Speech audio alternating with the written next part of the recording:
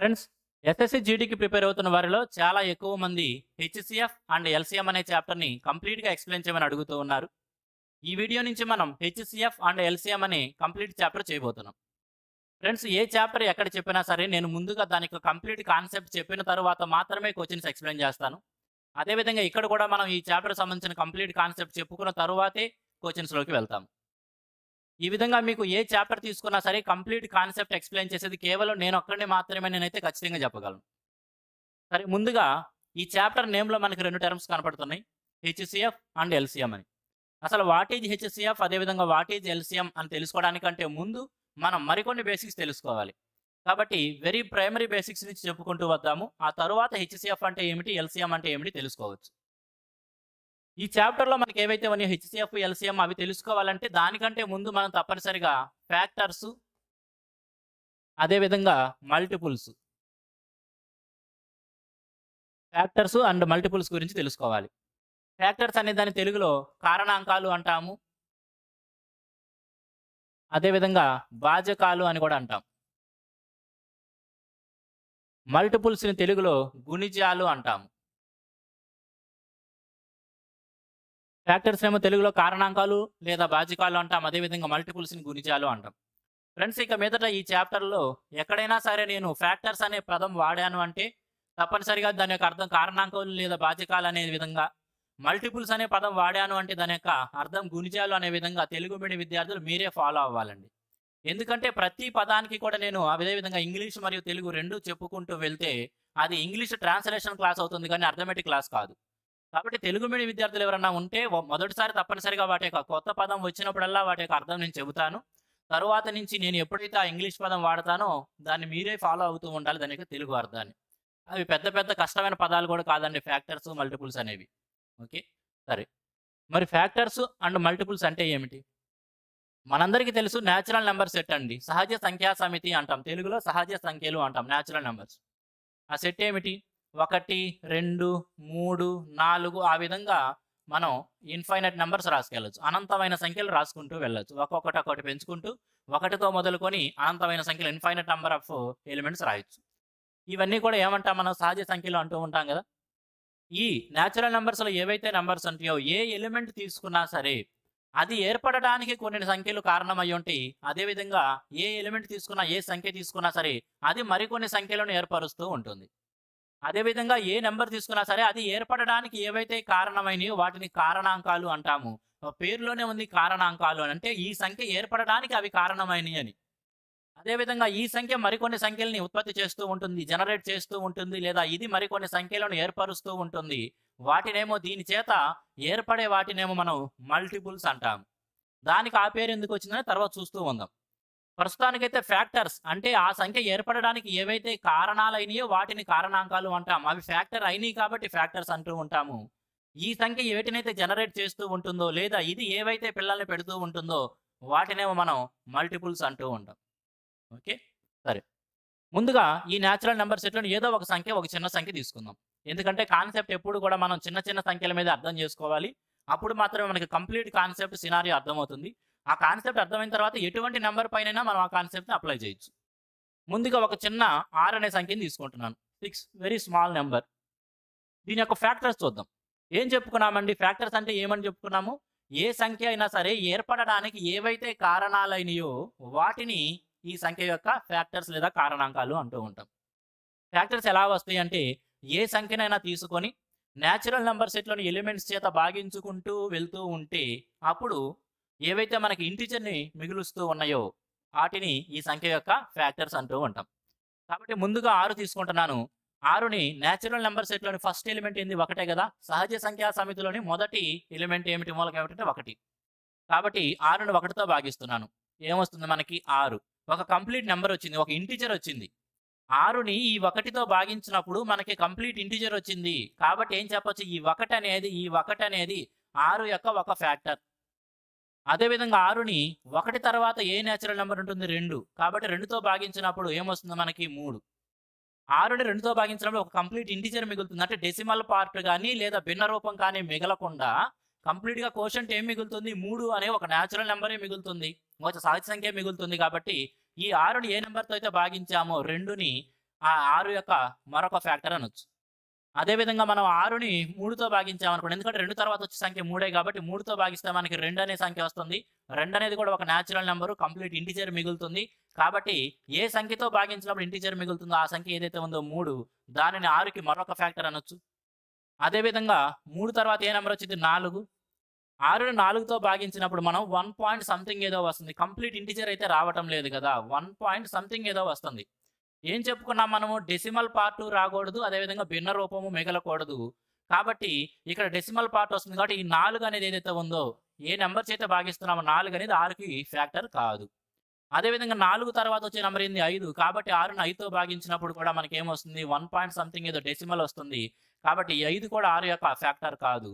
అదేవిధంగా తరువాత 5 తరువాత వచ్చేదేంది? 6.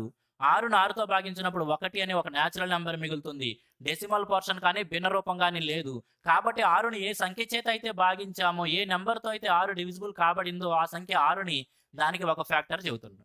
మరి తర్వాత 7, 8 తీసుకుంటూ వెళ్ళమా అంటే 6 కంటే చిన్నవే అవుతాయి. ఫ్యాక్టర్స్ ఎప్పుడు కూడా 6 తరువాత ఏర్పడేవన్నీ కూడా దాని యొక్క మల్టిపుల్స్ అవుతూ ఉంటాయి. ఏ సంఖ్యనైనా సరే తీసుకుంటే తప్పనిసరిగా దాని యొక్క ఫ్యాక్టర్స్ దానితోనే ఎండ్ అయిపోతాయి. అది మరియు దానికంటే చిన్న సంఖ్యలో ఉంటాయి కానీ, దానికంటే పెద్దవి ఉండవు. పెద్దవి ఉండేవి ఏమిటి అంటే మల్టిపుల్స్ చెప్పుకుందాం అవి. కాబట్టి ఇప్పుడు 6 యొక్క ఫ్యాక్టర్స్ గనక మనం తీసుకున్నట్లయితే, ఫ్యాక్టర్స్ అసలు ఎలా ఏర్పడతాయి అంటే 6 కంటే చిన్న సంఖ్యలు ఏవైతే ఉంటాయో 6 నుంచి దానికంటే చిన్న నేచురల్ నంబర్స్ ఏవైతే ఉంటాయో ఆ నంబర్స్ చేత భాగించినప్పుడు, ఏ నంబర్ చేత అయితే భాగించినప్పుడు కోషంట్ అనేది పక్కన ఏర్పడే సంఖ్య అనేది ఒక నేచురల్ నంబర్‌గా మారుతుంది. అంటే డెసిమల్ పోర్షన్ గాని లేదా భిన్న రూపం గాని లేకుండా నేచురల్ నంబర్ ఇస్తుందో ఆ సంఖ్యలను 6 యొక్క ఫ్యాక్టర్స్ అంటాం. అంటే 1, 2, 3 అదేవిధంగా 6 అనేవి 6 యొక్క ఫ్యాక్టర్స్ అని మనకు తెలుస్తుంది కదా! 6 అనేది చాలా చిన్న నంబర్ కాబట్టి ఈ విధంగా చేయకుండా కూడా ఇదైతే కాన్సెప్ట్ అన్నమాట. అసలు ఫ్యాక్టర్స్ ఎలా ఏర్పడతాయి అనేది కాన్సెప్ట్ ఇది. 6 అనేది చాలా చిన్న నంబరే కాబట్టి ఈ విధంగా చేయకుండా కూడా మనం దాని యొక్క ఫ్యాక్టర్స్ రాసేయొచ్చు కదా! అవునా? 6 యొక్క ఫ్యాక్టర్స్ ఎలా ఏర్పడతాయనే చూసాము. కానీ 6 అనేది చిన్న నంబరే కాబట్టి దాని యొక్క ఫ్యాక్టర్స్ మనమే రాసేయొచ్చు. దాని యొక్క ఫ్యాక్టర్స్ ఏమున్నాయండి? ఏమున్నాయి? 1, 2 మూడులు 6 కాబట్టి 2, 3 రెళ్ళు 6 అయిద్ది కాబట్టి 3, 4 6 ఏర్పరచలేదు, 5 6 ఏర్పరచలేదు కాబట్టి 6ని 6 6 ఒకట్ల 6 కాబట్టి. అంటే 6 ఏర్పడటానికి ఏవైతే కారణాలవుతున్నాయో 1, 2, 3, 6 వీటిని 6 యొక్క ఫ్యాక్టర్స్ అంటాం. ఫ్యాక్టర్స్ అనేవి ఎల్లప్పుడు కూడా factors always equal or less than or equal to that number. కారణాంకాలనేవి ఎల్లప్పుడు కూడా ఆ సంఖ్య మరియు దానికంటే చిన్నవే. ఇప్పుడు కూడా ఫ్యాక్టర్స్ 6 యొక్క ఫ్యాక్టర్స్ ఏవైతే ఉన్నాయో అవి. ఫ్యాక్టర్స్ ఆఫ్ 6 ఏవైతే ఉన్నాయో అవి always less than or equal to 6 అనమాట. 6 కంటే ఎల్లప్పుడూ చిన్నవి లేదా సమానంగా ఉంటాయి. సమానంగా ఎప్పుడు ఉంటుందంటే ఏ సంఖ్య అయినా దానికి అది ఫ్యాక్టరే, కారణాంకమే. ఏ సంఖ్య అయినా సరే దానికి అది కారణాంకమే. నువ్వు 6 తీసుకో, ఏ నంబర్ అయినా తీసుకో, అది దానికి అది కారణాంకమే. కాబట్టి ఏ సంఖ్యకైనా సరే కారణాంకాలు ఎల్లప్పుడు కూడా ఏముంటాయండి? ఆ సంఖ్యకి సమానంగా లేదా దానికంటే చిన్నవే ఉంటాయి. 6కి సమానంగా ఉండే కారణాంకమేమో 6 అవుతుంది. దానికంటే చిన్న కారణాంకాలేమో 1, 2 మరియు 3 అవుతాయి. అదేవిధంగా ఫ్యాక్టర్స్ అనేవి ఆల్వేస్ లిమిటెడ్ అనమాట. ఫ్యాక్టర్స్ అనేవి ఆల్వేస్ లిమిటెడ్. ఫ్యాక్టర్స్ అనేవి ఎల్లప్పుడూ కూడా లిమిటెడ్‌గా ఉంటాయి. ఇవన్నీ చిన్న చిన్న పదాలండి. లిమిటెడ్ కూడా తెలుగు అర్థం అడగొద్దండి. లిమిటెడ్ అంటే కొంత పరిధిలో ఉంటాయి, కొన్ని మాత్రమే ఉంటాయని. ఎందుకంటే 6 అనేది ఒక రేంజ్ అక్కడితో ఆగిపోయింది. దానికంటే ముందుకెళ్తే అవి మల్టిపుల్స్ అవుతాయి. కాబట్టి ఖచ్చితంగా నువ్వు ఫ్యాక్టర్స్ ఏవైనా రాస్తే ఖచ్చితంగా 6 కంటే చిన్న నంబర్స్‌లోనే ఉంటాయి. అంటే తప్పనిసరిగా ఏ నంబర్ తీసుకున్నా సరే ఫ్యాక్టర్స్ అనేవి ఆల్వేస్ లిమిటెడ్‌గా ఉంటాయన్నమాట. 5 తీసుకున్నామనుకోండి, 5 కంటే చిన్నవి రాయమంటే 1 మరియు 5 మాత్రం దాని యొక్క ఫ్యాక్టర్స్. 5 ఏర్పరుస్తానికి. అదేవిధంగా 8 తీసుకుంటే 1, 2, 4 మరియు 8 ఇవి మాత్రమే దాని యొక్క ఫ్యాక్టర్స్. ఆ విధంగా మనం ఏ సంఖ్య తీసుకున్నా సరే ఫ్యాక్టర్స్ అనేవి లిమిటెడ్‌గా ఉంటాయి. ఆల్వేస్ లిమిటెడ్‌గా ఉంటాయి. అదేవిధంగా ఫ్యాక్టర్స్‌కున్న మరొక ప్రాపర్టీ ఏమిటంటే అవి ఎల్లప్పుడూ కూడా ఇవ్వబడిన నంబర్ ఏదైతే ఉందో దానికి సమానంగా లేదా దానికంటే చిన్నవే ఉంటాయి. దానికంటే సమానంగా మరియు దానికంటే చిన్నగానే ఉంటాయి. ఇక్కడ 6 అనే సంఖ్య మనం ఎగ్జాంపుల్ తీసుకున్నాం కాబట్టి దాని యొక్క ఫ్యాక్టర్స్ రాసాము. కాబట్టి ఈ నంబర్స్‌లో ఏది తీసుకున్నా సరే మనం 6ని ఏర్పరచొచ్చు. ఒకవేళ 1 నీకిచ్చారు 6ని ఏర్పరచమంటే 1ని 6తో మల్టిపుల్ చేసి 6 అని రాస్తావు. 2 నీకిచ్చారు 2ని 6గా మార్చు అంటే 2ని 3తో మల్టిపుల్ చేసి 6 అని రాస్తూ ఉంటావు. కాబట్టి ఈ ఇవ్వబడిన సంఖ్యలు ఏవైతే ఉన్నాయో వీటిలో ఏ సంఖ్య మన దగ్గర ఉన్నదో దాని చేత 6 ఏర్పరచవచ్చు. అంటే ఇవన్నీ కూడా 6 ఏర్పడడానికి కారణాలు అవుతాయి కాబట్టి వీటిని కారణాంకాలు అన్నాం. సరే ఇంక మల్టిపుల్స్ తీసుకుందాం తర్వాత. మల్టిపుల్స్ గురించి చూసామనుకోండి. ఏదైతే ఒక సంఖ్య ఉందో మన దగ్గర ఇక్కడ 6 అనే నెంబర్ గురించి మాట్లాడుతున్నాం. మనం ఆ 6కి సంబంధించినవే మల్టిపుల్స్ కూడా చూద్దాం. మన దగ్గర ఏదైనా ఒక సంఖ్య ఉండి, ఇందాకేం చేసాము నేచురల్ నంబర్ సెట్‌లోని ఒక్కొక్క నంబర్‌తో మనం డివైడ్ చేసుకుంటూ వెళ్ళాం. అదే విధంగా ఇక్కడ ఇవ్వబడిన సంఖ్యని నేచురల్ నంబర్ సెట్‌లో ఉన్న ఒక్కొక్క నంబర్‌తో మల్టిపుల్ చేసుకుంటూ వెళ్తే ఏర్పడే వాటిని దాని యొక్క మల్టిపుల్స్ లేదా గుణిజాలు అంటాం. ఇక్కడ 6 అనే సంఖ్య ఉంది. దాని యొక్క మల్టిపుల్స్ కావాలి అనుకుంటే నేచురల్ నంబర్స్ సహజ సంఖ్యలు ఏవైతే ఉన్నాయో వాటితో మల్టిపుల్ చేసుకుంటూ వెళ్ళాలి. కాబట్టి 6ని 1తో మల్టిపుల్ చేస్తే మనకి 6 అవుతుంది. 6 అనేది 6 యొక్క మొదటి మల్టిపుల్. సారీ ఇక్కడ 1 రాయలేదు. 6ని 1తో మల్టిపుల్ చేస్తే ఏం మిగులుతుంది? 6. కాబట్టి 6 అనేది 6 యొక్క ఫస్ట్ మల్టిపుల్. తరువాత అదే 6ని 2తో నేచురల్ నంబర్స్‌లో 1 తర్వాత వచ్చే 2తో కాబట్టి 6తో 2తో మల్టిపుల్ చేస్తే 12 అవుతుంది. 12 అనేది 6 యొక్క ఒక మల్టిపుల్. అదే విధంగా 6 3లు, 6 4లు, 6 5లు ఈ విధంగా ఎన్ని రాయొచ్చండి? ఎన్ని రాయొచ్చు? నేచురల్ నంబర్ సెట్‌కి అంతం ఉందా అంటే అంతం లేదు. అనంతం. ఇన్‌ఫైనైట్ ఉంది కాబట్టి మల్టిపుల్స్ కూడా ఎన్ని రాసుకోవచ్చు అంటే ఇవ్వబడిన నంబర్‌ని నేచురల్ నంబర్ సెట్‌లోని ప్రతి ఎలిమెంట్‌తో మల్టిపుల్ చేసుకుంటూ వెళ్తే ఏర్పడే వాటినే మనం ఏమంటాం? వాటి యొక్క మల్టిపుల్స్. కాబట్టి 6, 12, 6 3 18, 6 4 24, 6 5 30 ఇవన్నీ ఈ విధంగా నువ్వు రాసుకుంటూ వెళ్తే ఏర్పడే వాటిని ఏమంటాం? మల్టిపుల్స్ అంటాం. ఈ నంబర్ ఏర్పడడానికి ఏవైతే కారణాలైనయో వాటిని ఫ్యాక్టర్స్ అంటాం. ఈ నంబర్ ఏ వీటినైతే ఏర్పరుస్తుందో వాటినేమో మల్టిపుల్స్ అంటాము. కాబట్టి ఇక్కడ మల్టిపుల్స్ ఎన్ని రాసుకోవచ్చు? మల్టిపుల్ ఎన్ని రాసుకోవచ్చు అంటే ఇన్ఫైనైట్ అనమాట. ఎందుకంటే నేచురల్ నంబర్ సెట్‌కి అంతం అనేది లేదు కాబట్టి ఏం చెప్పొచ్చు? Number of multiples is infinite. Infinite అంటే అనంతం అని. తెలుగులో అర్థం అనంతం అని. అదేవిధంగా మల్టిపుల్స్ అనేవి ఒకటి గమనించండి. మనం మల్టిపుల్స్ 6 యొక్క మల్టిపుల్స్ గమనిస్తే 6 యొక్క మొదటి మల్టిపుల్ 6, తర్వాత 12, తర్వాత 18, 6 4 24 ఆ విధంగా ఏవైనా సరే ఏమున్నాయి? 6కి ఫస్ట్ మల్టిపుల్ సమానంగా ఉంది. అదేవిధంగా తరువాత అన్నీ కూడా 6 యొక్క మల్టిపుల్స్ అన్నీ దానికంటే పెద్దవిగా ఉన్నాయి. కాబట్టి ఏం చెప్పొచ్చండి? మరొక అంశం ఏం చెప్పుకోవచ్చు అంటే multiples of any number are always equal or greater than that number.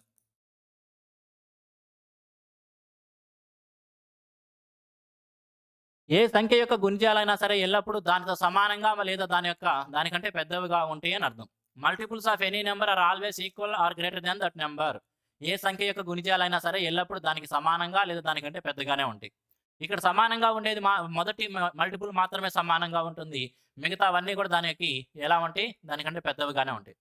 కాబట్టి ఇప్పుడు 6 యొక్క మల్టిపుల్స్ కనుక మనం రాయమంటే ఏం రాయొచ్చండి? 6 యొక్క మల్టిపుల్స్ రాయమంటే 6 1 6, 6 2 12, 6 3 18, 6 4 24 ఆ విధంగా ఎక్కడి దాకా రాసుకెళ్ళొచ్చు? ఇన్ఫైనైట్ నంబర్ రాయొచ్చు. కాబట్టి ఇప్పుడు ఏం చెప్పొచ్చు అంటే మల్టిపుల్స్ అనేవి ఎల్లప్పుడూ ఏమవుతాయి?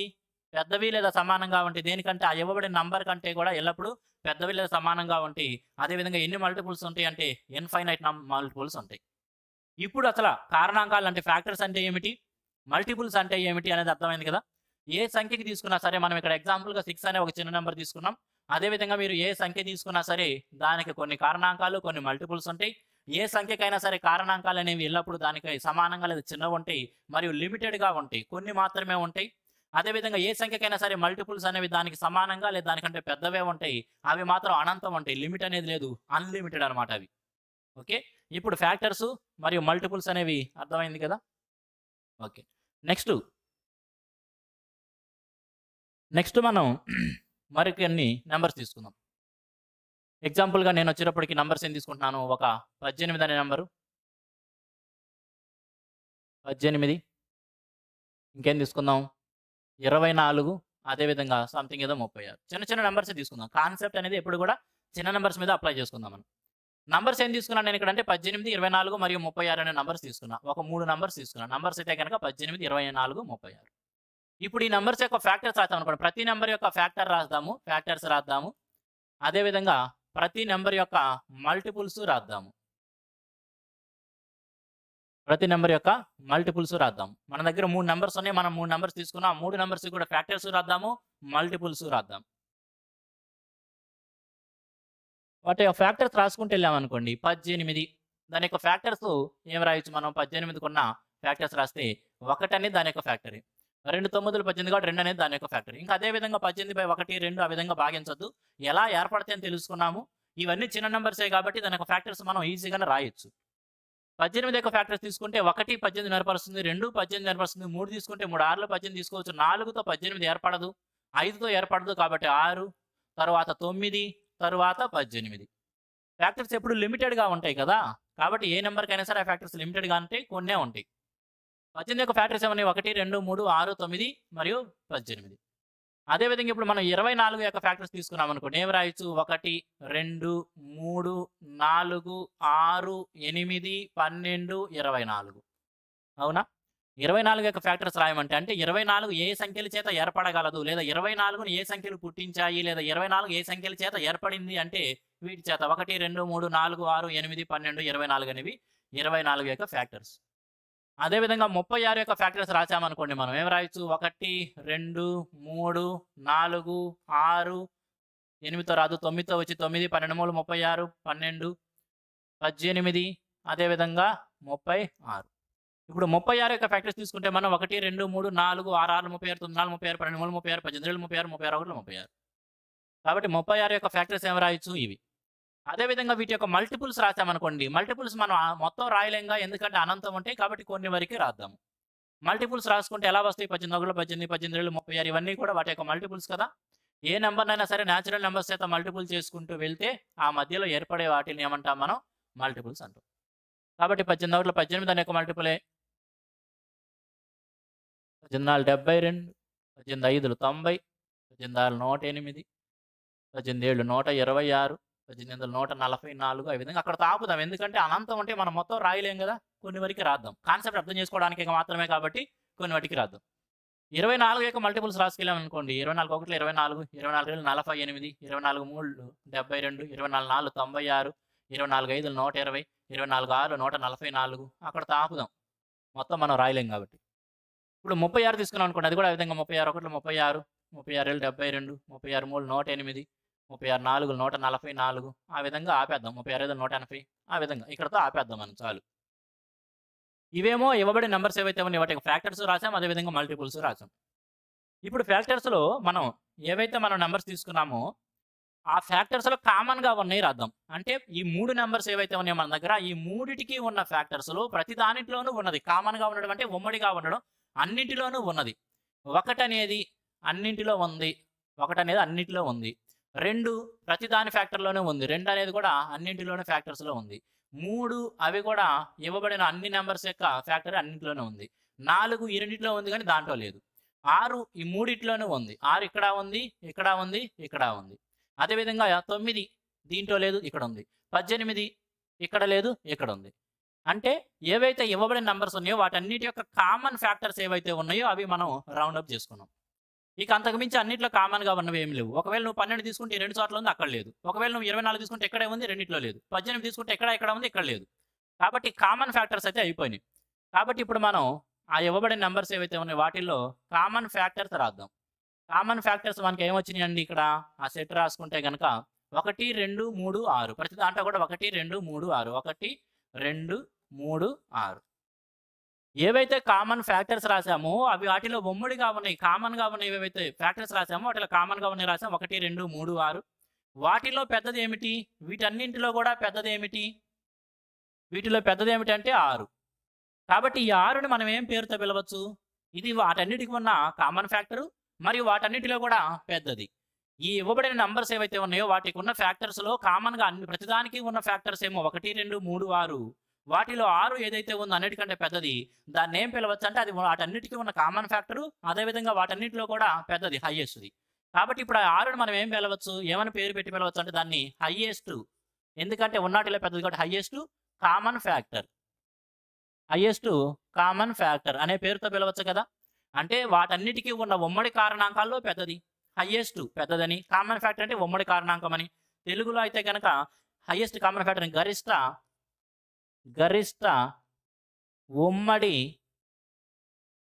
ఉమ్మడి కారణాంకం.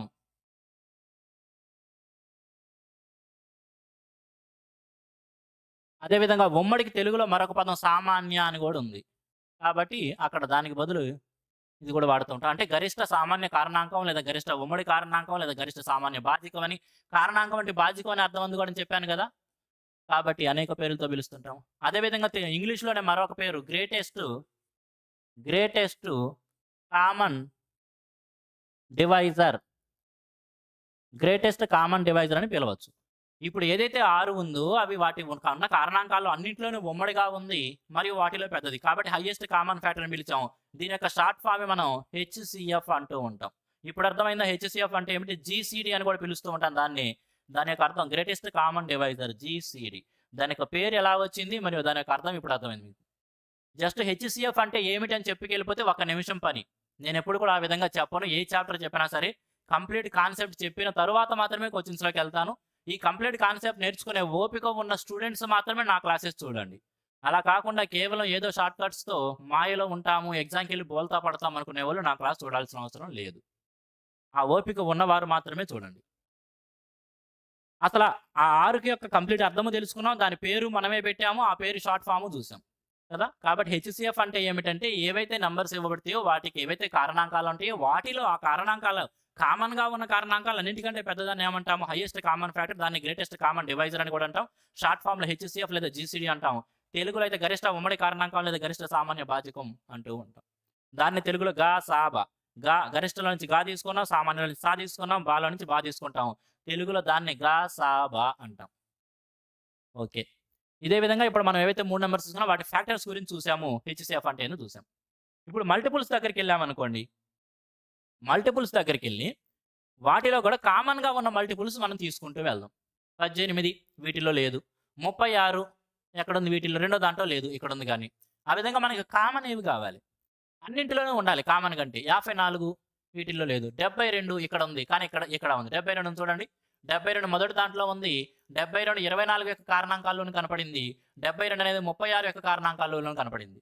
90 ఇక్కడుంది గానీ ఇక్కడ లేదు. 108 ఇక్కడుంది గానీ ఇక్కడ లేదు. 126 అక్కడే ఉంది. 144 ఇక్కడ అన్ని చోట్ల ఉంది. 144 అనేది మొదటి సంఖ్య మరియు రెండవ సంఖ్య అదేవిధంగా మూడవ సంఖ్య అన్నింటి యొక్క కారణ మల్టిపుల్స్‌లోనూ ఉంది. మల్టిపుల్స్ అంటే తెలుగులో ఏమని చెప్పాను? గుణిజాలు. వాటిలో ఉంది. అంటే ఇప్పుడు వీటికున్న కామన్ మల్టిపుల్స్ రాసామనుకోండి మనం. Common multiples రాసామనుకోండి.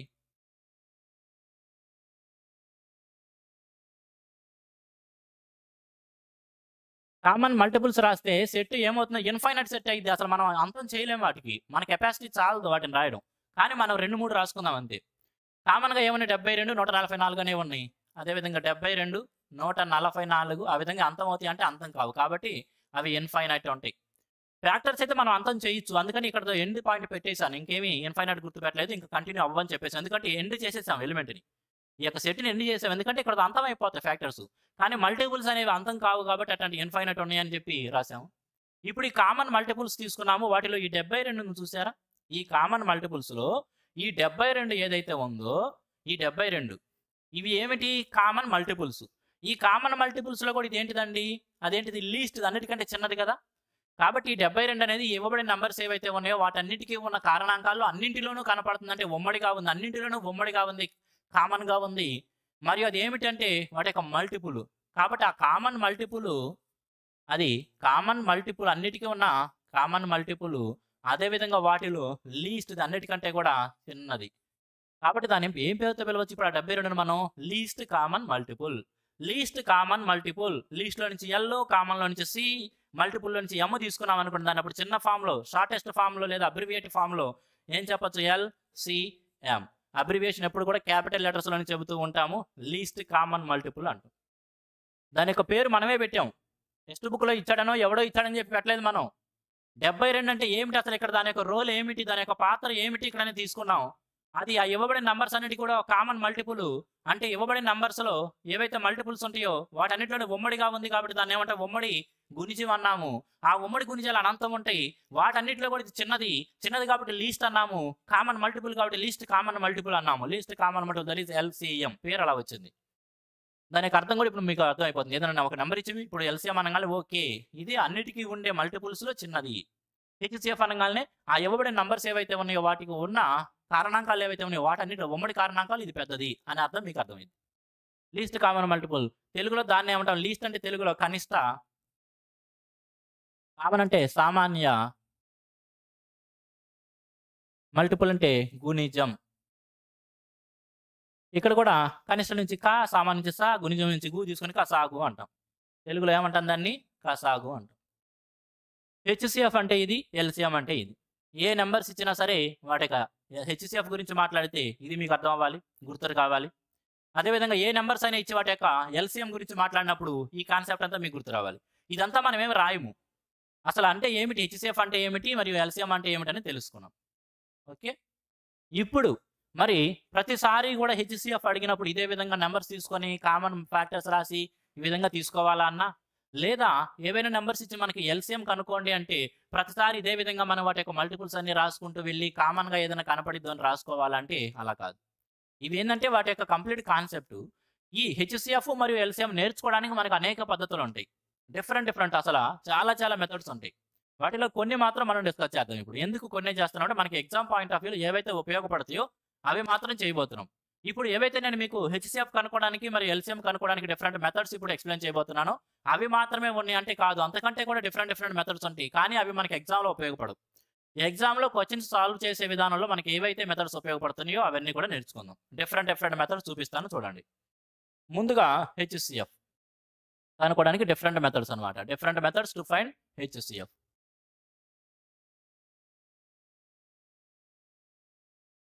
Different methods to find HCF. HCF కనుక్కోవడానికి డిఫరెంట్ మెథడ్స్ అన్నమాట. అంటే హెచ్‌సీఎఫ్ అంటే తెలిసిందేగా ఇంక మీరు ఫాలో అవ్వాలి. ప్రతిసారి కూడా నేను గా, సా, బా అనలేను. ఓకే. ఎలా తెలుసుకోవచ్చు? ఇప్పుడు మనకి ఏవైతే నంబర్స్ ఇచ్చాడో అవే తీసుకుందాం. ఆల్రెడీ మనం చూసాం కాబట్టి ఇక్కడ మనకి 18, 24, 36 అనే నంబర్స్ మనం చూసాము. ఇక్కడ దాని యొక్క హెచ్‌సీఎఫ్ అంటే 6, ఎల్‌సీఎం అంటే 72 అని మనం కనిపెట్టాం కాబట్టి అవే తీసుకుందాం. దాని మీదే నేర్చుకుందాం. మెథడ్స్ కూడా అన్ని మెథడ్స్. కాబట్టి డిఫరెంట్ మెథడ్స్‌లో ఫస్ట్‌గా అక్కడ ఇవ్వబడిన నంబర్స్ ఏంటి అండి? ముందుగా మనకి 18, 24 అదేవిధంగా 36. ఈ నంబర్స్‌కి హెచ్‌సీఎఫ్ డిఫరెంట్ మెథడ్స్‌లో తీసుకుందాం. మెథడ్ 1 మనం చిన్నప్పటి నుంచి కూడా హై స్కూల్ నుంచి కూడా నేర్చుకుంటూ ఉంటాము. అది తప్పనిసరిగా నేర్చుకోవాలండి. ఎవరన్నా ఒకవేళ మీకు హై స్కూల్ నుంచి మనం నేర్చుకునే మెథడ్ అక్కర్లేదు, లేదా అది చేస్తే మీరు వెనకబడినట్టు, లేదా అది చేస్తుంటే మీరేదో పురాతన కాలంలో ఉన్నట్టని చెబుతుంటే, వాడికి చెప్పండి, "నువ్వు పురాతన కాలంలో ఉన్నావు సామె. ఇక్కడ మనకి ప్రతిదీ కూడా నేర్చుకోవాలి." హై స్కూల్‌లో మనకి ఏవైతే మెథడ్స్ నేర్పిస్తారో అవి ది బెస్ట్. ఇన్ని మెథడ్స్ ఉంటే మనకి ఎందుకని మన స్కూల్ ఏజ్‌లో ఒక మెథడ్ మాత్రమే పర్టిక్యులర్‌గా నేర్పిస్తున్నారు అంటే, ఆ ఎస్‌సీఆర్‌టీ ఎందుకు ఆ మెథడ్‌ని ఆ టెక్స్ట్ బుక్ రాసిన వాళ్ళు ఎవరైతే ఉన్నారో ఆ మెథడ్‌ని ఎందుకు ప్రిస్క్రైబ్ చేశారు అంటే దట్ ఈస్ ద బెస్ట్ అని అర్థం. కాకపోతే కాంపిటీటివ్ ఎగ్జామ్‌లో మనకి టైం అంత ఉండదు. ఇంకా స్పీడ్‌గా చేయాలి. ఇంకా మన వయసు పెరిగింది. హై స్కూల్ కంటే కూడా ఇప్పుడు మన వయసు పెరిగింది. మన యొక్క పరిణతి పెరిగింది. మన యొక్క అండర్‌స్టాండింగ్ లెవెల్స్ పెరిగినాయి కాబట్టి, మనం ఆ లెవెల్ నుంచి ఏవైతే నేర్చుకుంటాం హై స్కూల్‌లో, వాటి నుంచి వాటి యొక్క సారం తీసుకొని దాన్ని ఇంప్లిమెంట్ చేసుకుంటూ వెళ్తాం. అవి డిఫరెంట్ మెథడ్స్ తర్వాత ఎక్స్‌ప్లెయిన్ చేస్తాను. కానీ ముందుగా మనం ఏదైతే స్కూల్ ఏజ్‌లో నేర్చుకుంటామో తప్పనిసరిగా నేర్చుకొని తీరాలి. కాంపిటీషన్ ప్రిపేర్ అయ్యేవారైనా సరే తప్పనిసరిగా ఆ మెథడ్ కూడా నేర్చుకొని తీరాలి. ఫస్ట్ మెథడ్ ఏం చేసుకుంటామండి హెచ్‌సీఎఫ్ కనుక్కోమంటే మనం చిన్నప్పుడు ఏం చెబుతారంటే, ఇవ్వబడిన నంబర్స్ ఏవైతే ఉంటాయో 18, 24 మరియు 36 వాటిలో ఏవైనా 2 నంబర్స్ తీసుకోవచ్చు. కొంతమంది అంటారు ఆరోహణ క్రమం లేదా అవరోహణ క్రమంలో. అంటే అసెండింగ్ ఆర్ డిసెండింగ్ ఆర్డర్‌లో రాసి ఆ విధంగా తీసుకోవాలంటుంటారు. అలా తీసుకోవాల్సిన రూల్ ఏం లేదు. అలానే తీసుకున్నా ఆ విధంగా తీసుకోకుండా చేసినా సరే కరెక్ట్ ఆన్సరే వస్తుంది. ఏవైనా 2 నంబర్స్ తీసుకోవాలి తమ్ముడు. నువ్వు 18, 24 తీసుకో, 24, 36 తీసుకో లేదా 18, 36 ఏవైనా తీసుకో. ఏవైనా 2 నంబర్స్ తీసుకుంటాం. సరే నేనిక్కడ 18, 24 తీసుకుంటున్నా. వరుసనే తీసుకుంటున్నావు కదన్నా నువ్వు అనొద్దు. ఏ పద్ధతినైనా తీసుకోవచ్చు లేదా 18, 36 అనే తీసుకుందాం. వరుసనే కాదు మీకు డౌట్ లేకుండా. 18, 36 తీసుకుంటున్నాం. ఈ 36ని మనం 18తో భాగించగలం కదా! ఎందుకంటే పెద్ద నంబర్‌ని చిన్న నంబర్‌తో భాగించగలం కాబట్టి 36ని 18తో భాగిస్తున్నాను. 18 రెళ్ళు 36. 36 అనేది ఇక్కడ ఇవ్వబడిన 18తో కంప్లీట్‌గా డివిజిబుల్ అయిపోయింది కదండీ! కంప్లీట్‌గా డివిజిబుల్ అయిపోయింది కదా! ఎప్పుడైతే మనకి రిమైండర్ అనేది 0 వస్తుందో అంటే కంప్లీట్‌గా డివైడ్ చేస్తుందో అప్పటి డివైజర్ ఏదైతే ఉందో అప్పటి డివైజర్‌ని ఆ రిమైండర్‌ని కాదు, ఆ కోషంట్‌ని కాదు. ఆ డివైజర్ ఏ సంఖ్య చేత భాగించినప్పుడు మనకి శేషం 0 వస్తుందో ఆ సంఖ్యని ఆ 2 సంఖ్యల యొక్క గసాబా అంటాం. అంటే ప్రస్తుతానికి 18 మరియు 36కి 18 అనేది గసాబా. మరి ఇక్కడ ఇవ్వబడిన 3 సంఖ్యలకి కూడా గసాబాగా మనకు కావాల్సింది. అంటే మనం 18, 36 వరకే హెచ్‌సీఎఫ్ తీసుకుంటే చాలదు. 24 కూడా అది అప్లికబుల్ అవ్వాలి. కాబట్టి ఇక్కడ ఏదైతే డివైజర్ 0ని రిమైండర్‌గా ఇచ్చిందో ఆ డివైజర్‌ని తీసుకొని అది 24ను కూడా కంప్లీట్‌గా డివైడ్ చేస్తుందా లేదా చూస్తాం. కాబట్టి ఈ 18 అనేది 24ను కూడా కంప్లీట్‌గా డివైడ్ చేస్తుందా లేదా చూస్తే 18 ఒకటిలో 18 కంప్లీట్‌గా డివైడ్ కావట్లేదు. ఇక ఏం మిగిలింది రిమైండర్ తీసుకున్నట్లయితే 6 మిగిలింది. ఇప్పుడు ఈ రిమైండర్ ఏదైతే ఉందో ఈ శేషం అనేది డివైజర్‌గా మారిద్ది. ఈ శేషం అనేది డివైజర్‌గా మారిద్ది. ఇంతకు ముందున్న డివైజర్ అనేది ఇప్పుడు డివిడెండ్‌గా మారిద్ది. కాబట్టి ఇంతకు ముందున ఈ డివిడెండ్ని డివైజర్గా మార్చి ఈ రిమైండర్ని మనం డివైజర్గా మారిస్తే ఇప్పుడు 6 18ని భాగిస్తుంది. 6 3 18. ఇప్పుడు మనకి రిమైండర్ 0 వచ్చింది, అంటే శేషం 0 వచ్చింది. ఎప్పుడైతే రిమైండర్ 0గా వస్తుందో అప్పటి డివైజర్ని మనం హెచ్సిఎఫ్ అంటాం. ఇక్కడ శేషం 0 వచ్చిందంటే అప్పటికి చెవులో ఏముంది 6. మీకు డివైజరు డివిడెండ్ అవి మీకు కన్ఫ్యూజ్గా ఉంటే ఆ పదాలు కూడా అనవసరం. మనకి ఏం చెప్పుకున్నాం, 2 సంఖ్యలు తీసుకుంటున్నాం. ఈ చెవులో ఏది ఉందో గుర్తు పెట్టుకోవాల్సింది మీరు ఈ చెవులో ఏవైతే ఉన్నాయో అవి సింపుల్ టర్మ్స్లో చూడండి. ఇబ్బంది పడద్దన్న మాకు డివైజర్ అంటే తెలియదు, డివిడెండ్ అంటే తెలియదు, రిమైండర్ తెలియదు, కోషెంట్ తెలియదు అనద్దు. ఈ స్థానంలో ఉన్నది ఆ చెవులో ఏదైతే ఉందో అది సింపుల్ టెర్మినాలజీలో చూద్దాం. శేషం 0 వచ్చినప్పుడు చెవులో ఏదైతే ఉందో అంటే ఏ సంఖ్య చేత అయితే భాగిస్తున్నామో దాన్ని ఏమంటాం, ఇప్పుడు శేషం 0 వచ్చేసింది కాబట్టి ఇప్పుడు ఈ 6ని ఈ 3 సంఖ్యల యొక్క హెచ్సిఎఫ్ అంటాం. అదేవిధంగా మీరు ఏ 2 సంఖ్యలు తీసుకునైనా ప్రొసీడ్ అవ్వచ్చు. కేవలం చిన్నయ్యనో పెద్దయ్యనో కాదు, ఒక ఆర్డర్లో రాయాల్సిన అవసరం కూడా లేదు. ఏవైనా తీసుకొని ప్రొసీడ్ అవ్వండి. ఒక 2 సంఖ్యలు తీసుకున్నాం. ఇక్కడ 18 అనేది రిమైండర్ 0 ఇచ్చింది. మరి ఆ 18 24ని కూడా భాగిస్తుందా లేదా అనేది చూసాము. 18 24 భాగిస్తే 6 మిగులుతుంది. 6తో మరలా ఈ 18 తీసుకొచ్చి ఇక్కడేసి ప్రొసీడ్ అయితే రిమైండర్ 0 వచ్చింది కాబట్టి 6 అనే దాన్ని ఇప్పుడు ఏం చెప్పొచ్చు, వాటి యొక్క హెచ్సిఎఫ్. ఆల్రెడీ మనం చూసాం. మనం ఇంతకు ముందే దాన్ని బేసిక్గా రాసుకొని 6 అనేది వాటి యొక్క హెచ్సిఎఫ్ అని చూసాం. ఇప్పుడు మనం ఒక మెథడ్లో హై స్కూల్ టైంలో మనం ఏదైతే మెథడ్ నేర్చుకున్నామో దాని ప్రకారం చూసాం. ఇక రెండో మెథడ్, ఇక్కడ నుంచి మనం ఆల్టర్నేటివ్ మెథడ్స్ చూస్తూ వెళ్తాం. ఇవన్నీ కాంపిటీషన్ ఎగ్జామ్స్ కోసం మనం ఏర్పరచుకుని కొద్దిగా మనకి కెపాసిటీ పెరగాలి అన్నమాట. ఇక మెథడ్ 2 చూసామనుకోండి, సెకండ్ మెథడ్ చూసామనుకోండి, దీంట్లో వచ్చేటప్పటికి మల్టిపుల్స్ మెథడ్ అని లీస్ట్ డిఫరెన్స్ అనేక చూస్తాం. ఇక్కడ నుంచి నేను మనకి ఎగ్జామ్స్లో ఏవైతే ఉపయోగపడతాయి, ఇప్పుడు కాంపిటీషన్ ఎగ్జామ్స్లో అదేవిధంగా ఈ చాప్టర్ సాల్వ్ చేసే విధానంలో మనం ఏవైతే ఎక్కువ వాడతామో అవి ఎక్స్ప్లెయిన్ చేస్తాను. ఎక్కువ వాడేది మనం లీస్ట్ డిఫరెన్స్ అండి. Least difference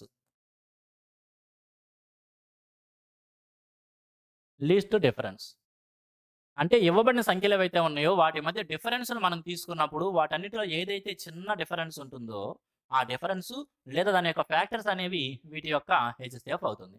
least difference method అంటాం. ఇప్పుడు మనకి ఇవ్వబడిన నెంబర్స్ ఏవైతే ఉన్నాయో వాటిని 3 పేర్లుగా చూడొచ్చు. 18 24 ఉన్న పేరుగా చూడొచ్చు. కాబట్టి 24 నుంచి 18 తీసేస్తే ఏం డిఫరెన్స్ వచ్చిందో తీసుకుంటాము. అదేవిధంగా 24 36 ఒక పేరుగా చూడొచ్చు. కాబట్టి 36లో నుంచి 24 తీసేస్తే ఏ డిఫరెన్స్ వచ్చిందో తీసుకుంటాము.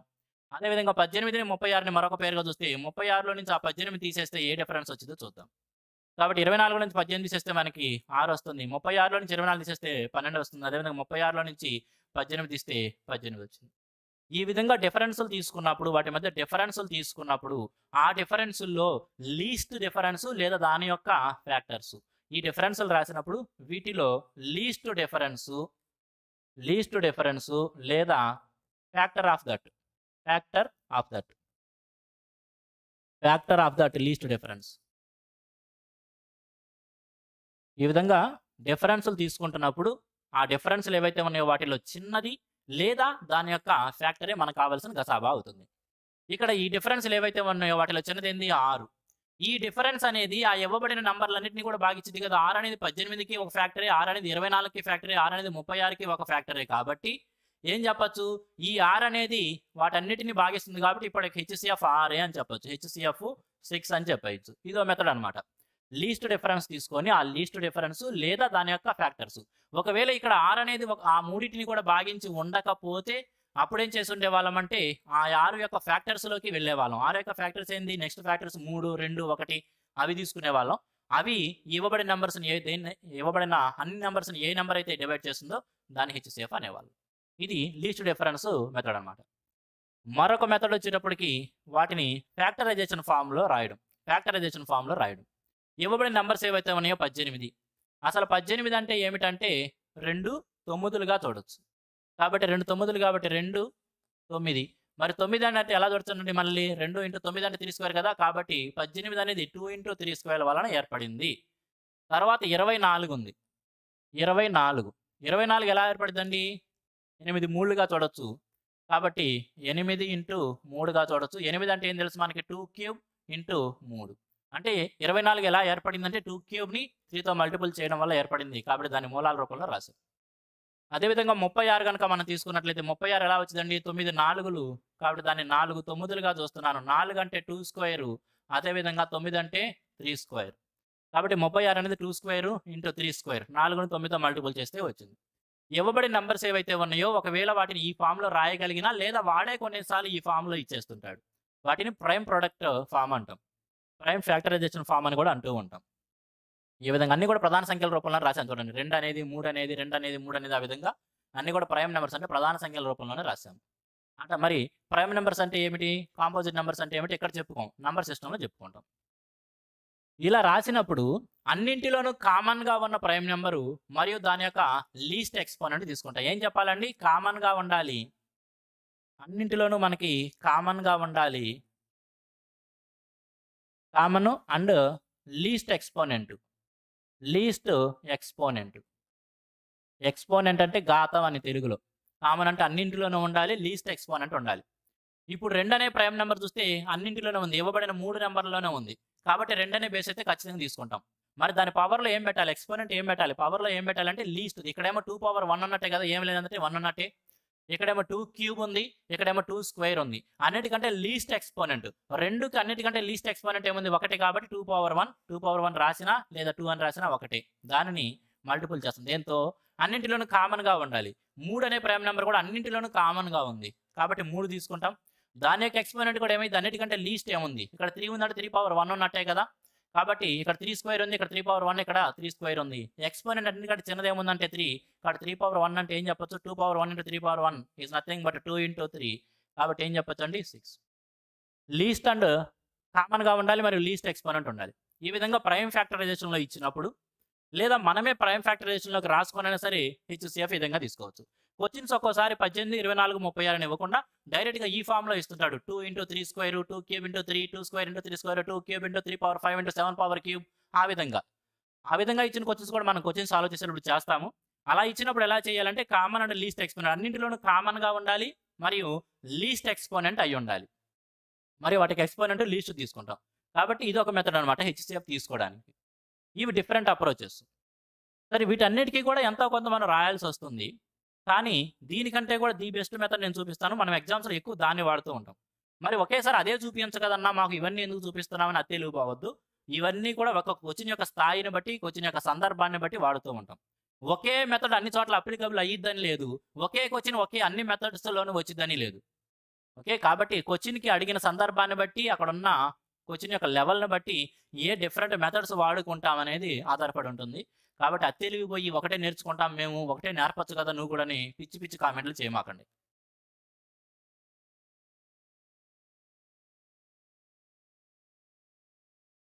ఇప్పుడు ఎగ్జామ్ పాయింట్ ఆఫ్ వ్యూలో మరి ఒకవేళ ఏవైనా నంబర్స్ ఇచ్చి వాటి యొక్క హెచ్‌సీఎఫ్ కనుక్కోండి అని మాత్రమే క్వెషన్ అనుకోండి.